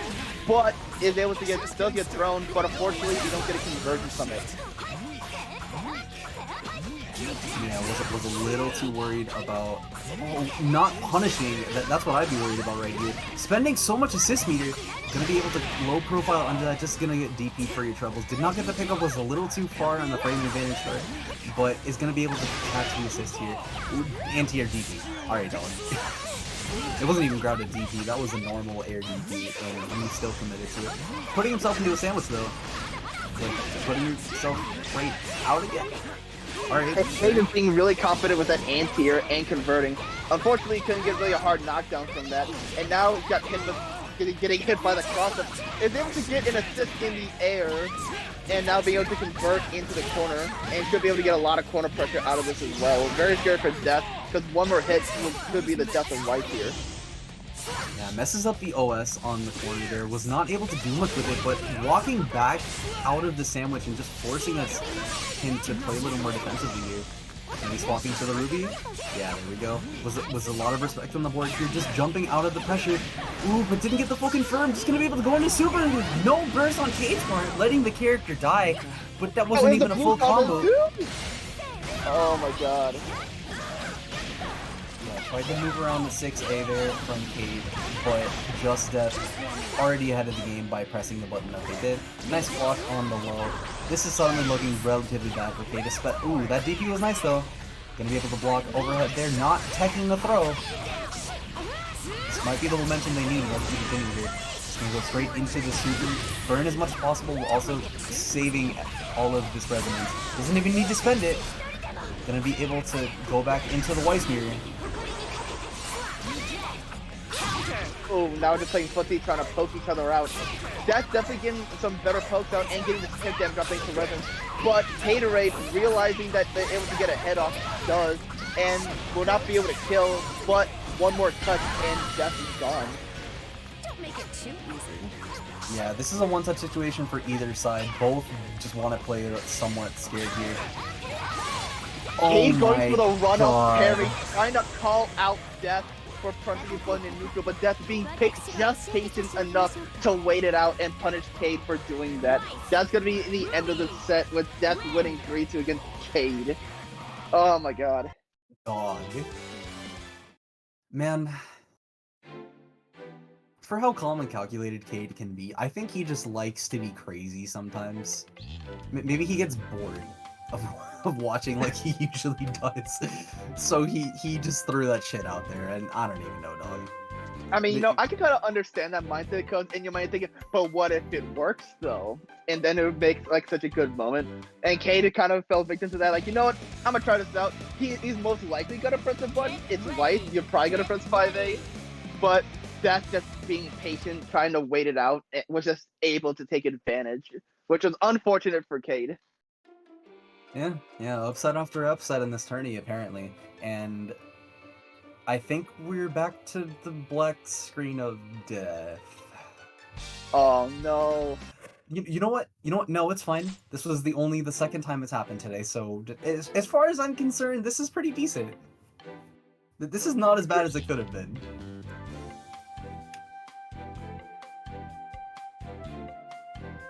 Alright, Okay, so they they're just gotta gonna- do the lobby trick. That's it. Yeah, once again. Though, while they're doing that, I think it is kind of interesting to talk about why they both went the teams they did. I understand why Jerry went back to the Carmine there. Or at least that's what I saw before it faded to black. And I don't understand why Hachi would go for the Ragna of all characters there, because I don't think Ragna matches up particularly well against either Carmine or Haas for that matter. So I can't really understand the thought process there. Maybe you could explain that to me? I am someone that has used Rana when playing Jerry before, and a thing that Rana can do against Hazma at least is 4A, because like I said, if you have a character that has a 4A, you can use that as an option select for most things that Hazma does after he does a chain. Honestly, and Rana also can air-to-air Hazma, thankfully, with both JB and Blood Scythe, but those are commitments. The biggest factor in this match is going to be Carmine with the wheels. And you need to play a character that's able to get around those wheels. And unfortunately, in my opinion, Rana can't really do that unless they do a committing option, like doing Raw Gauntlet Hades or like Raw Blood Scythe in the air, which I highly advise against. So, in my opinion, this is all going to come down to, can I get around Carmine? If not, can I at least be able to punish Hazama for doing what he does? And in my opinion, Rana is just barely able to do either. Because like he's able to fight against Hazma decently well, but when it comes to fighting Carmine, there's not much he can do, and usually has to hold the wheel pressure. Yeah, that's the part I'm mainly worried about. I'm not really sure how that's supposed to work.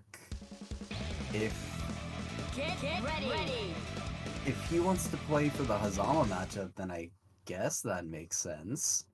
But otherwise, I don't really get what the thought process is there. Like, I understand how you explained it to me, but I don't know. I guess we'll see here. I don't think. Maybe I don't even think it's too hard. I also don't I personally don't know because I never tried it. I also don't know if Hachi and Rana even have that much synergy with each other. But right now, the Zeodyne is definitely supposed to like the match difference in this round so far. Being able to get a happy birthday and a full conversion. Yeah, not gonna go too far with the damage here. Just gonna go for a normal safe jump and play safely here. Try to bait something from Jerry just by moving too closely to it. But with a health lead like this, you really don't need too much. Just gonna be pressing the 4 Not gonna get too much from it. Oh wow, you got hit? What happened? Bro just got caught lacking. You know, maybe tried to jump, but got hit by the assist at one point, and then got comboed by the Zeodyne. Now, I did say that Rana's not the best when it comes to fighting Carmine, but if you have someone like Adachi that is really good at fighting Hazama, and when Zeodyne can beat wheels, it can work. So that's definitely what we're seeing so far. But we'll see if Jerry's going to be able to adapt and not get hit by those situations as much. Can't escape from crossing agreed. As long as that doesn't happen again, he'll probably be fine. But being able to burst in that situation, that seemed fine. They're just going to be spending a lot of blood, forcing a mix-up on either side here. Gonna get the DC punish. So, whatever, you're gonna get the unblockable here. Not too much damage here. A lot of red health on the board. Nope, punish on 60. Straight JC. Nice DP, even if you didn't have good damage. Oh wow, that still hit. I'm done. Yeah, that actually has slight vertical hitbox from the ground, so is going to be able to catch a dodgy rare, and already has to go with the solo Raja with only level 2 resonance. But if he's able to get going, he's going to be able to recover a lot of health here. But with all the mobility that Jerry has, and also setting up the command grab, is taking away Hachi's hopes and dreams of making that a reality. I've been wondering about your hair for a while. You know, part of me wonders so needlessly festive. The players that were playing in the tournament prior were not taking it as seriously until the donations started coming in. I get it. I understand. Get but ready. Damn, if that's the case, then that's rough. People only want to get serious in big game WNF. Everyone else, they just want to meme their hearts out. Hey, I don't know, man. And we do see memes in WNF as well. We're not privy to that, but we are privy to fucking connection losses. Damn, what the hell? What happened? Come on.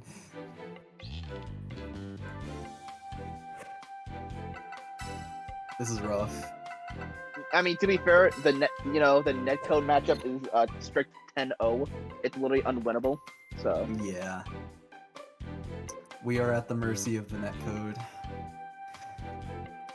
This is weird though, because only one player was forced to leave the room this time, whereas the last couple times nothing really happened from it. Oh, okay, no, his power went out. Yeah, okay, that makes sense. He'll be back. It's going. Go ahead. I just like, yeah, he's coming back. That's really it. He has to reset his stuff. That's it. He'll be back soon. I was just gonna say for the match, Jerry definitely got a lot better at just not letting that situation happen again, where he just let Adachi get his 0-9 in and allowed Rana to just do their assists. So good stuff on Jerry's end. And like I said, the big thing here is just Carmine's wheels. You need a character that's gonna be able to either contest against that or move around it. And whereas Adachi is able to both punish Hazuma and also get and contest Carmine's wheels, it's really Rana that's like the biggest problem in this matchup, in my opinion.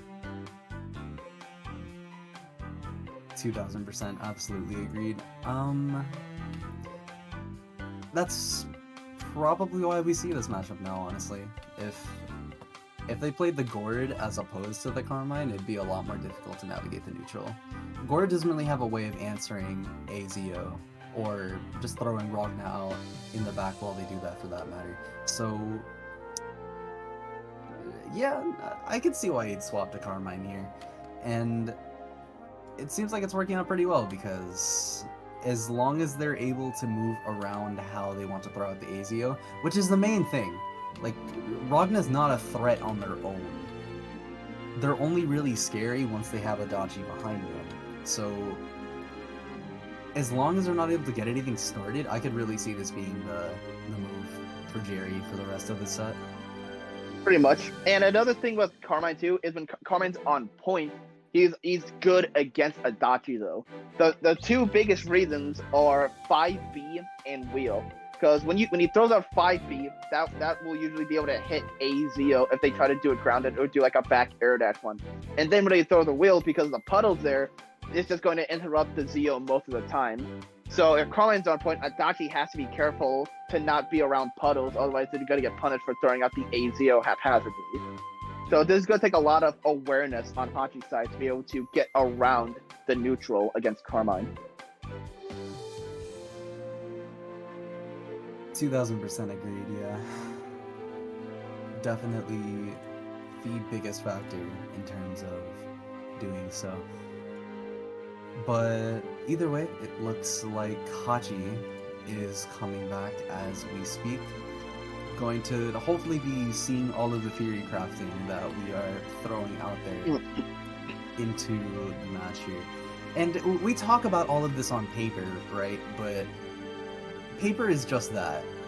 While in execution, it could be so much more difficult to actually make that happen in a consistent way. Especially with how turning nerves play into it. That was one of the main things that could have potentially kept Hachi from winning their match between Caderade earlier, because there were so many fatal drops that hurt them. But thankfully was able to clutch it out regardless. And hopefully we'll see something similar here as they finally turn the room. Absolutely. Right, Hachi finally be able to come back. Switches to Adachi Aki. Now this is definitely interesting, but I honestly don't know. I personally do not know if Aki is going to be able to make the biggest difference here. He can definitely get the damage in, but when it comes to navigating the neutral, I'm not sure if he can be able to do it without being really good with the sway and ducking. Hey, sway and duck is a strong tool to have, and we're opening up a situation like this. Let's again not in range to punish that. Gonna be able to try and duck out, but it was a little too far into the puddle to make anything happen. And we're gonna get a full conversion for it. Probably not looking good for Sonikin. Gonna be trying to sneak in anything just to lock down this character. You're not getting too much damage for it, but getting the knockdown is what I would have said if they did actually get the knockdown. But we are simply going to keep calling him, so try and pin Jerry down for as long as humanly possible. Alright, swapping to the Carmine here. Probably trying to throwing out wheels, trying to get something against Hachi Adachi right now. But Hachi is doing really good on the mobility end, just trying not to stay in the range of Carmine. But that Carmine DP is gonna punish Hachi, and so is that 6 speed. This should lead to a dead Akihiko. So now all the pressure is on that solo Adachi to make up for it. If anyone's gonna do it, it's definitely Adachi. And with a Carmine, that solo health on kills. But maybe not if we're going to be dealing with a command grab situation like this. Not able to block it out, and it's going to get a hit. Wasting as much resonance time as they do and giving the health back to this went from manageable to much worse. Oh, realizing that they were to press something. Because there was just massive buns there. You cannot convince me otherwise. They're just trying to press something against that situation. Tried to confirm the hit, but the confirm was a bit odd in that regard. Jumping out to try and deal with the big speed. Almost missed it. Yeah, they missed the confirm there.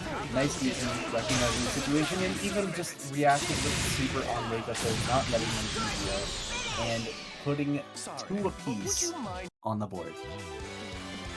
Yeah, that's definitely something that Hazuma can do. It's just that Adachi gets a knockdown, but if you do something mid-stream like that on knockdown, yeah, Hazuma can just do his back super, and it will hit you from full screen. So that's gonna be unfortunate for Hachi there, not being able to get his pressure in, and just getting punished for it. Another swap. Okay. I thought the Adachi was the play, but apparently they do not agree with this. No, it's 2-1, Jerry. I don't know. I don't know what I'm feeling about this one. Maybe because Akatsuki is able to deal with both these characters a little better defensively? But I don't think we're going to be seeing much of that, especially if the characters on this side of the screen. Nice push block away to not deal with the unblockable here. Just trying to play a little more defensively.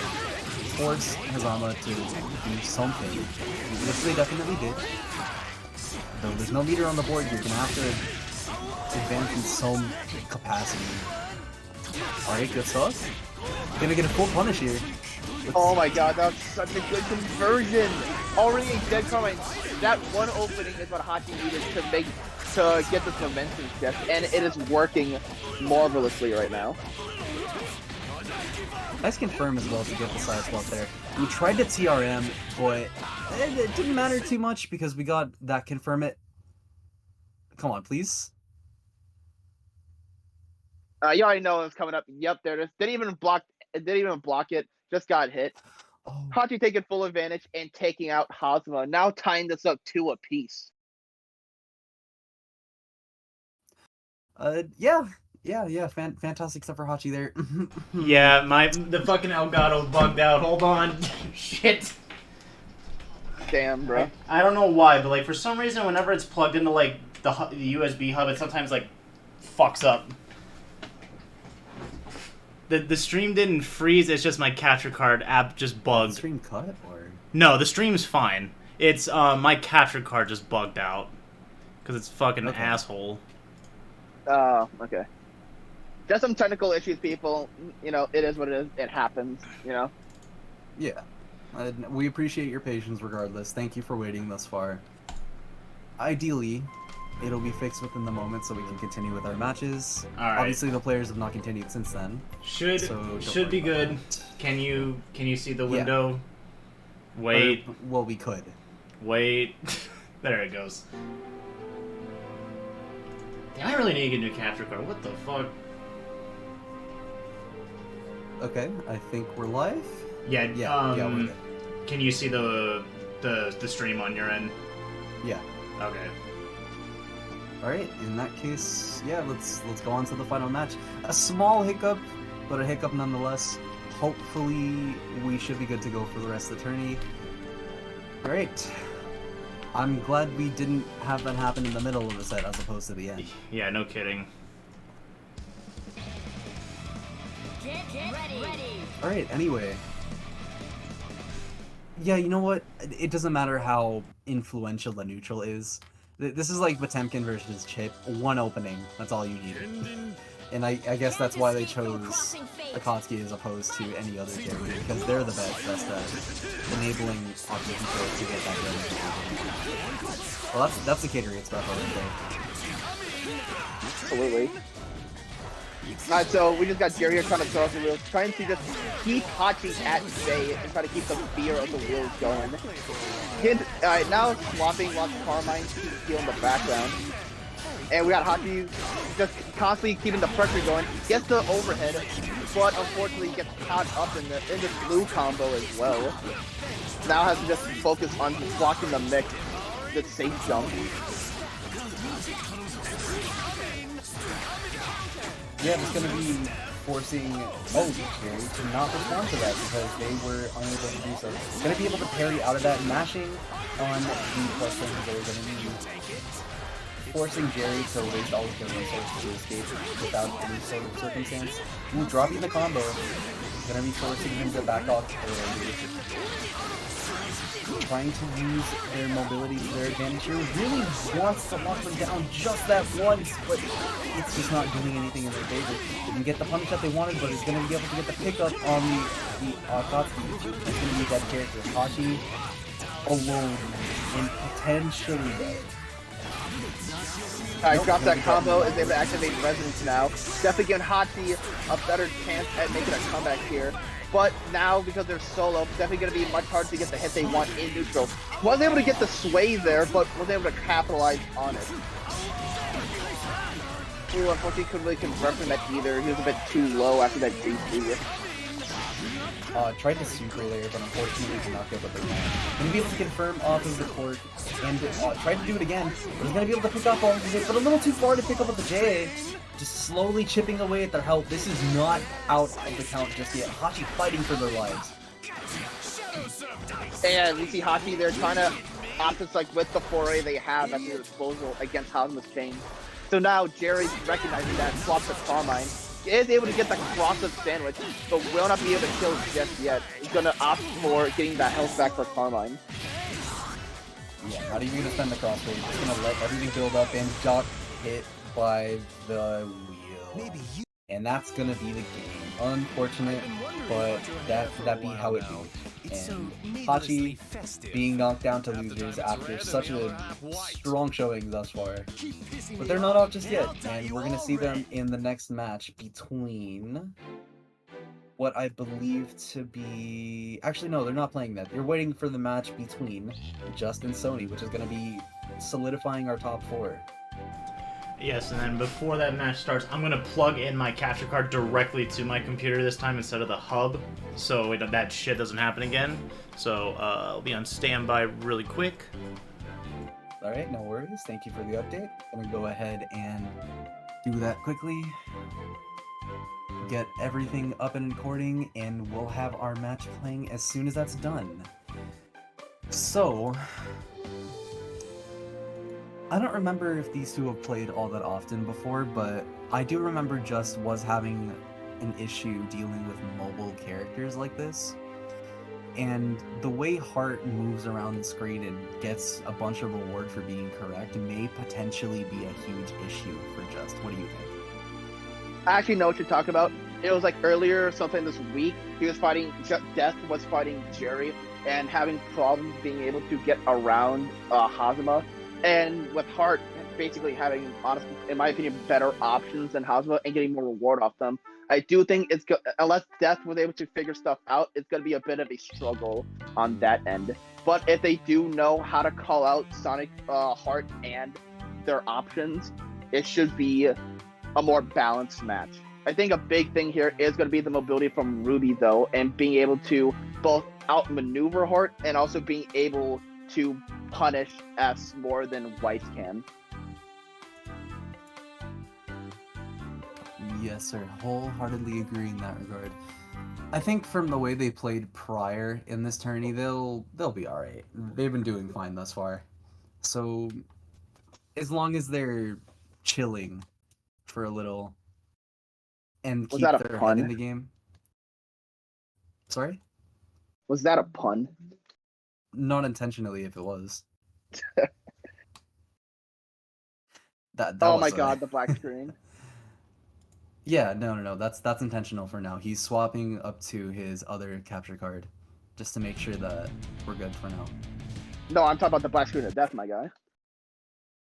What do you mean? Oh, okay, it happened again. You must be a little ahead of me in terms of what you see, because that didn't happen for a little while on my side. Either It way, looks like the guy did the lobby trick again, unfortunately. They'll be back real quick, though. Alright, capture card fixed on my end. It is now plugged in directly to the computer. you love to see it. We're hopefully going to be more stable from here in. I'm not sure if it was the capture card itself that was the issue, but it doesn't matter either way. Yeah, homie in the chat earlier said that because I was plugged into the USB hub, it could cause, like, those kind of, difficulties, so plugging it into directly to the motherboard helps out. Hopefully it being plugged in, hopefully being plugged into a USB extension cable doesn't do the same thing, because I don't think where my capture card is at the moment it would reach to my PC. But we'll find out. Yeah, we'll see in a minute, for sure. As soon as these two end up finishing their lobby match quickly, it really does suck that Tag is at that point where we need to do this consistently in order to play matches correctly. It's not the most elegant solution, but I guess it's good that we at least have one. I don't know, man, it's rough. Yeah, I mean, Arxis servers, I mean, we all know the situation by now. Arxis servers are dying, both in Strive and on BBTAG side. Both games are getting Xbox servers. Well, specifically for Strive, Xbox crossplay as well. So servers are just going through a lot of shit right now. And Arxis has responded saying that they are working on it, but it's definitely clear it's still going to be an issue for right now, and has been an issue for quite a few months now. It's unfortunate, but, you know, hopefully, eventually, things will get back up and running to peak capacity. You know what I mean? It is what it is right now. Yeah, it is what it is. I think while we wait, I'm going to quickly grab a cup of water to drink, so I will be right back. Please do. I'm doing the same thing right now, actually. Alright, while they're going to do that, just go, I'll put on the BRB screen, but do not go anywhere.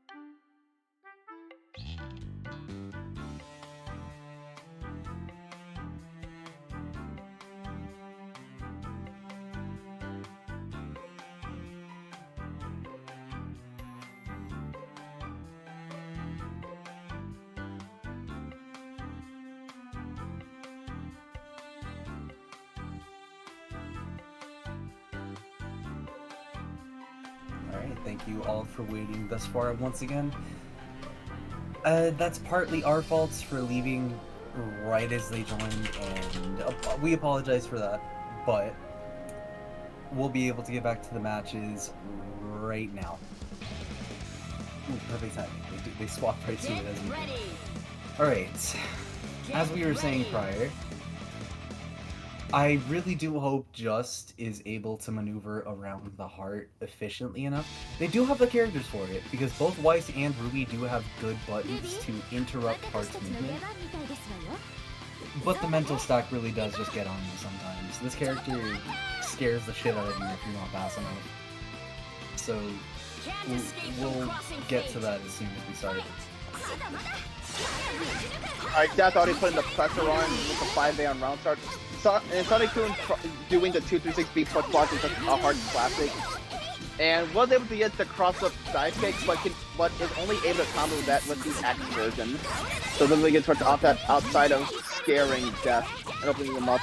Now Death here is able to open Sonikin up as well. Ooh! Yeah, you hate it when that happens. You throw, but it misses, so they throw back. And now you're trapped in the corner. Really scary situation right now. Yeah, especially with the heart pressing all these buttons in your face. Ooh, but it's not as scary if we're going to be getting a hit like that.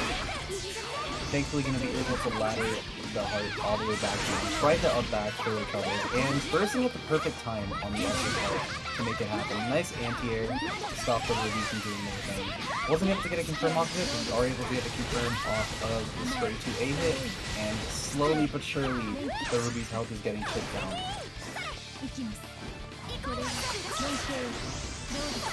I've been the cross combo. Good.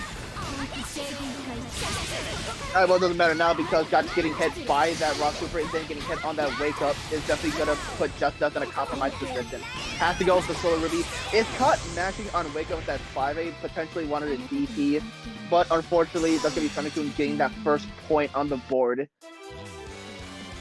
Yeah, as we said earlier with the whole consistency thing, if you're not consistent on your hits, you are not going to be able to move properly throughout the set. And it makes your hits a lot less intimidating when the opponent can think, oh, they'll probably just drop this, and then just continue with their game plan.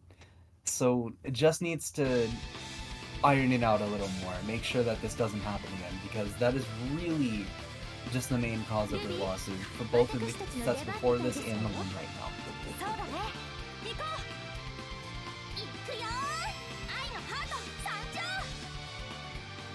Can't escape from crossing fate.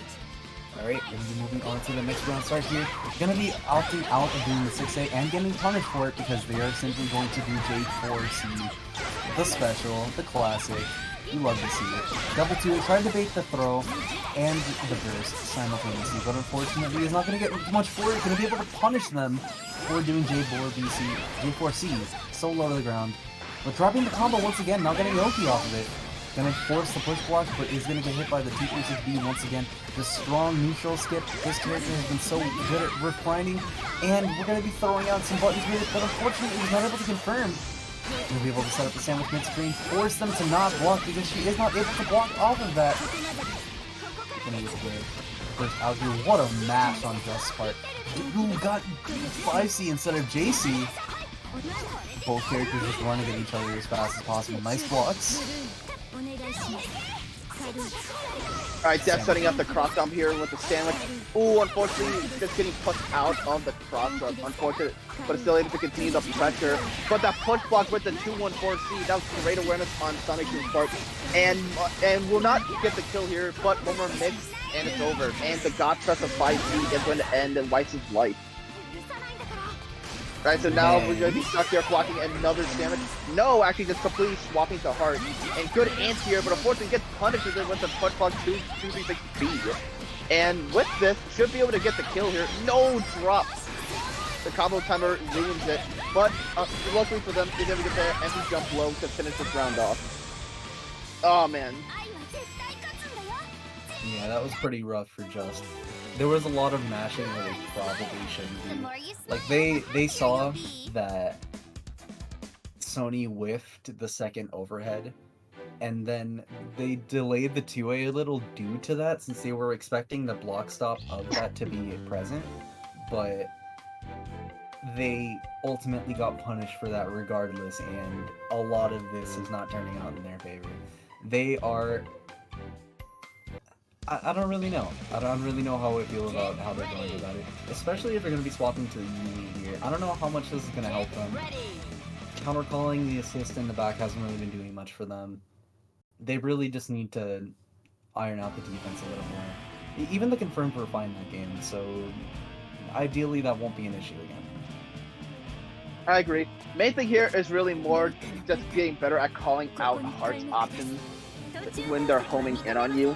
And if Death can get that going, it's gonna be a lot better on their end. But with the Yumi, it should definitely help in getting more damage and potentially better cross combo sandwiches in the process.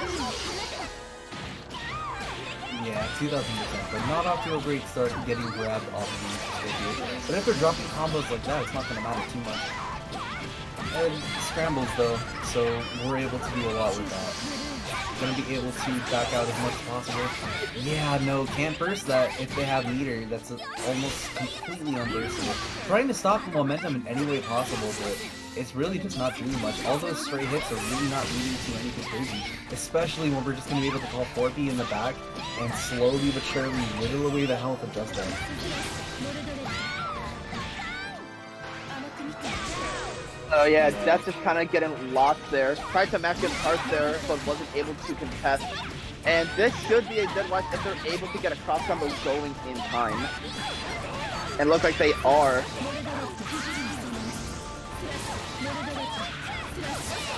Alright, and with that, Sonikin is going to take it 3-0 against JxstDeath. And we'll move on to Losers Finals. Yeah, no. They've been playing really solid today. I think Sony has been the harbinger of every single 3-0 tonight. Correct me if I'm wrong. Let's quickly check that for me. Jeff got a 3-0 earlier, Jerry got a 3-0 on True Care, and Just earlier. Okay, no, they're not the only one, but they've been consistently doing so in every match I've been seeing, and as a result, they're going to solidify themselves in the top 3 here, going up against Hachi in this next round. A really big thing with Sonikin is just they're constantly bombarding their opponents with constant Heart knowledge checks as well. Like, do you know Heart can do this? Do you know about this double overhead or this potential triple overhead? Do you know that if you tech here, I could get a cross up, you know? It's just like the constant Heart pressure with all the knowledge checks as well is just giving a lot of favors to Sonikin's play right now against their opponents. Especially since Heart isn't really a popular character. So with them being able to do this, they're definitely showing that, hey, watch out for Heart. You know what I mean? Yeah, no, that's a good adaptation for you to make there. And I don't know, man. It's a lot to consider all at once. I want to say that we just do this or just do that, but there's a lot to consider on both sides. So I can't really get mad at any player that is struggling on either side. But with that being said, I think both of the players here have been consistently able to answer everything that's been thrown their way thus far. So I'm looking forward to grasping the absolute insanity that's about to go down. Can't escape from crossing My fate. opinion, from my experience against fighting Heart, the way to fight Heart is have characters that are not necessarily be able to air, but be able to call out their air options, and then are able to lock it down Heart when they get the knockdown. If you're able to do that consistently, that's a very good way to fight a Heart player. Something like that is what they were doing until they got hit by the JC there. And we are going to be leaving the pressure here. Got hit by the command grab, almost tried to air to anti-air, but unfortunately the invul ran out a little too early. Throw baiting. Hachi really making use of the habitual techs that Sonikin tends to throw out a lot, but not really confirming a lot of their hits, just dropping a good amount of them. Whether it was the beta burst or not, they all really hurt him here. That was a great foray on Sonikin's part too with the S to swap Hachi away. And very unfortunate swap here from Hachi. That could have been a potential kill for them against S. And now getting hit by the low half relay on Solo Narukami. And Solo Narukami can definitely get the job done, but it's not going to happen when we're getting hit by those empty jump lows. Yeah. Getting hit by the overhead here too. I think the thing that trips people up is that they're not really ready to see Heart that far away from them, so that they're not really just blocking the overhead, they're blocking low. And I don't know, maybe that's why they're getting caught by that. Otherwise, I don't know. It doesn't make sense to me. Yeah, the overhead low. GG's. Oh, shake my hand. Oh yeah, Shake the my classic. sweaty ass hand. The classic. Oh, I hit you with 2A, but you still get reset by my 5C. The 2019 mix-up. We really are just an infinite time loop, aren't we? Hey, BBTAG will never die. And to pay the price, we constantly are going with throwbacks. Yeah. Yeah, and then foreshadowing, by the way. Haha. See us next week. Smile. But yeah, no. Throwback or not, it inevitably opened Hachi up, and he's gonna have to consider that for his next armor. Oh my god. Okay, alright, so the way to beat that specific class there is to not DP unless you have a really long active DP. It's to do a low there. That is broken with a low. So if they did a 2C there, that would have been godlike. But now we just got Sonikin putting more hard pressure in. And that push block is going to help him escape, but now they got to work on punishing Sonikin. And the thing about Sonikin's play too is that they're really good at just using Heart's assist to completely cover Heart's options. So another thing is you need to hit S and then be able to punish Heart, which not everyone is able to do right off the bat. Yeah, I was a little scared of dealing with the super, so just decided to back off from neutral. Let the Narukami deal a little bit, just poke out the Heart.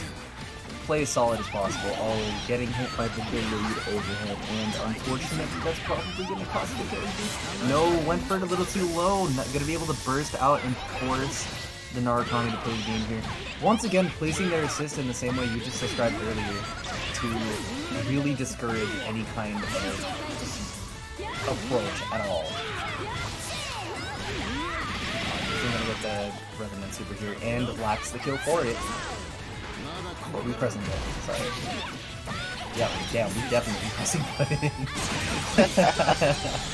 But Sonikin potentially on the warpath to make a fourth 3-0 happen here if Hachi doesn't clean up his game plan and fast. Yeah, the thing about the way at least Sonikin's playing Heart, they're playing also deceptively.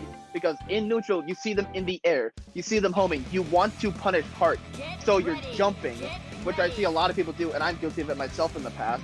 The thing is though, there's S right there ready to punish you for whatever option you do. And that's what I'm saying, you need to either call an assist to hit S and then try to punish Heart, or the point character hit S and then punish Heart homing towards you. The big key factor is honestly being able to hit the assist that is the reason that Heart is being covered.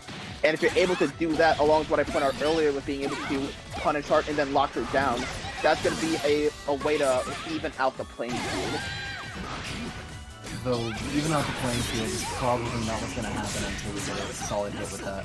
And it doesn't seem like Hachi's going to be able to do that because we're still getting covered by the 4Ps, still getting hit by the same assist, unfortunately, and getting carried right back to the corner for that trouble. Nice block on the 236B.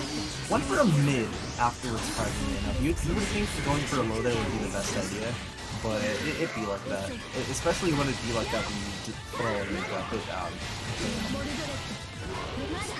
Ooh, it's an overhead. That's gonna be a dead Susanoo. Yeah, because remember, since JD is an instant overhead, it is something you definitely need to watch out for when you're blocking. But let's be real, not people are gonna get hit. It's just inevitability. But luckily, Hachi is making the most out of this. Tries to go for the super. I respect it 100%. But Sonikin was patient enough to block that situation and setting up a mix. And yep, God press 5P. One more hit, and Hachi's done for.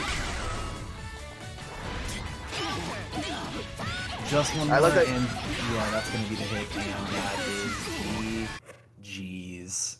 You know what? I understand. You have every right to leave the room at that point. Another 3-0 for Sonikin. They are They're on the warpath.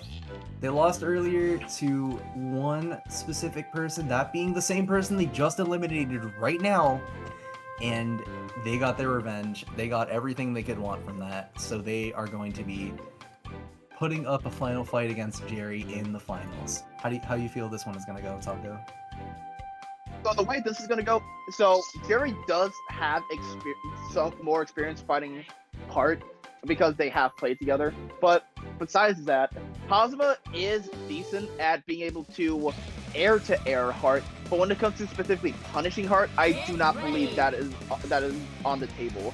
So they're gonna be relying more on Gordeau and both their long-reaching normals and the Grim Reaper to one, be able to hit as covering Hart, and also to keep Hart blocking in the air to get some more pressure going. And it's really all up to whether or not Jerry can consistently both do that and also make Sonikin scared enough in the corner and blocking what Jerry does. And I don't know if they're going to be doing that with Gord, I'll be real with you. That's what I'm saying, like, Gord is kind of like, but like I said, with they're going to be relying on Grim Reaper, the long reach, in order to hit S and punish Hart as well. And it's definitely going well so far. But if Jerry's able to keep that up, it's definitely going to be a much more even battle. Yeah, so far Jerry's been using their air movement in order to stop Hart from doing what she wants to do. And it's been working out pretty well. Not really able to get too much off of it is what I would have said until we did this there. But yeah, wow, Sony is surprisingly getting locked down for the most efficient time this far. And it doesn't look like they have a solid answer until they hit that DP. Going to be able to escape back into neutral. Oh, they're oh so comfortable with. What an air DP.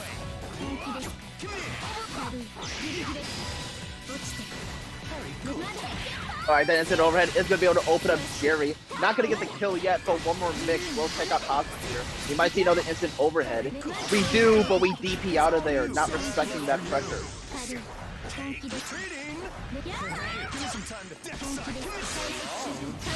Oh, Hazma's just high enough to not get hit by that. And S is going to get hit by the big side from Gord. So now it's all up to Hart. And Hart can definitely do it, but you can definitely see Sony feeling the pressure by constantly doing J4C and Jerry being ready for it for the most part. And now we're finally ending the streak of the Sonikin trios. I carry the name Green on my shoulders. It is fitting that the first time any 3-0 was broken here, it was by the very same person that is on the winner's side of the bracket tonight. Sony gonna have to step things up if they do not want to lose to the meme man Gord himself. Damn. Maybe I'm underestimating the Gord, who knows? The Gord do be putting in work right now. Yo, Mido, True Care is now apologizing for his memeing sins now that he realizes that the bracket is at $50. That's crazy. I'm sorry. But that just means you gotta sign it for the next one. Smile. So, hey, you know anyway. what? I'm down with throwing some money in there too, just to make it better. Throwing money once you see who's gonna win this year. Gonna be able to move on to the round robin of. I don't know where I was going with that, but I know where I'm going after this match because we're seeing another side swap here from Sonikin. Gonna be able to throw them back into the corner. Always nice to have those consistent routes down to be able to get exactly what you want. Ooh, what a hit! Unfortunately, not able to confirm it. Ooh, wow. I think that's the first time I've ever seen Jerry press 2V in an offensive manner like that. But it's going to be able to push block away and force negative on the pause here. Get into the board. Oh yeah, jumps away. Did not want to have to deal with a potential burst to force a bad situation. Ooh, but this is even worse. Alright, thankfully did not get the hit on the heart. But we are going to be getting a hit on this character here. Dead. Yeah, just swapping away S out of that airspace 2 times in a row, finishing it off with the super. Now it's up to solo Hart, which now they do have level 4, but they have really low health, and yeah, just a simple forward combo like that is gonna knock out Hart out.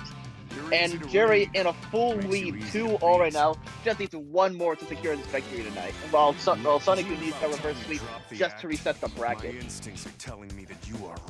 Yeah, it's not looking great for either side right now. Jerry for proving me wrong and making me feel bad about shitting on Gord, and for a more serious tone about Sony having to step up a little more, having to win 3 matches in a row just to reset the bracket here. After all this, it must be difficult to feel all this pressure on you so quickly. But if anyone can do it, it's definitely Sony. Especially with a team as volatile as this one. Gonna be throwing the heart into the ring. Going to be Okay, thankfully the burst actually worked. Air DPs. I think I've seen more air DPs this tournament than I've seen in my entire career. Which is and you know, speaking of DPs, that Sonic could throw out another SDP. It's definitely killing themselves with the DPs in this tournament. And another one there from Heart. They're just getting all the DPs tonight. Unfortunately, Jerry not be able to combo off that, and will get punished with that happy birthday super. Luckily, Hosma was able to escape. Oh my god. I got hit too. How did that hit? Oh my god. And another DP. That was rough. Holy shit. Bro. Sonic-kun low on life, and this should be death here if he doesn't confirm. Alright, the super not gonna kill, but they're gonna get a cross raid. No! The unfortunate drop there, and allowing Sonic-kun to keep S alive, and swaps the heart. Alright, gets the counter hit in the air. Oh my god, the 2B was invul enough!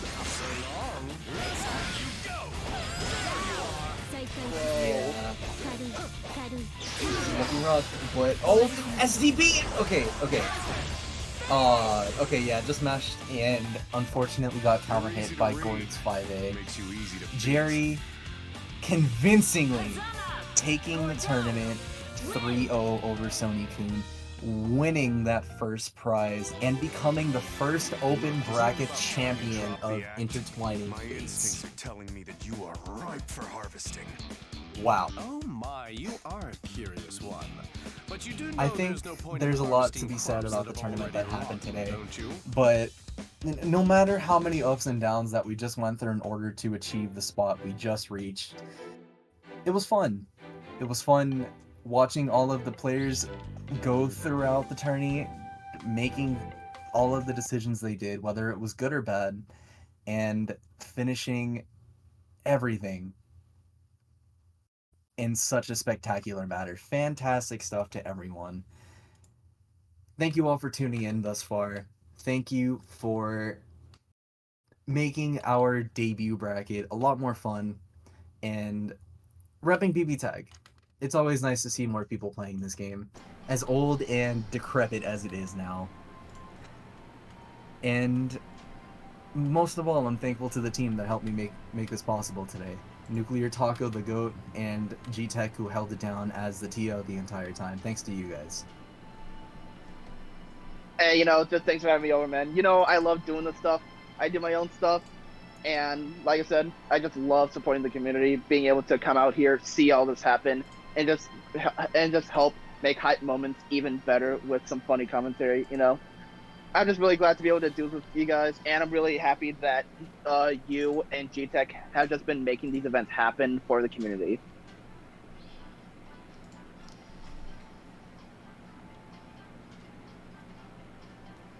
Yeah, and with that, we'll carry it over to G-Tech, see if he has anything else to say here, and with that, we'll wrap it up.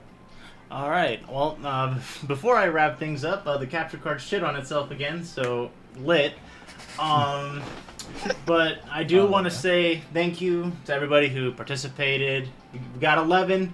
I feel like we could get at least 16 next time. I have a good feeling that we could get it up to 16 next time. It's going to be sometime in May. It will be on a Sunday, though. I'll have to discuss that amongst the other BBTAG TOs to get a set date.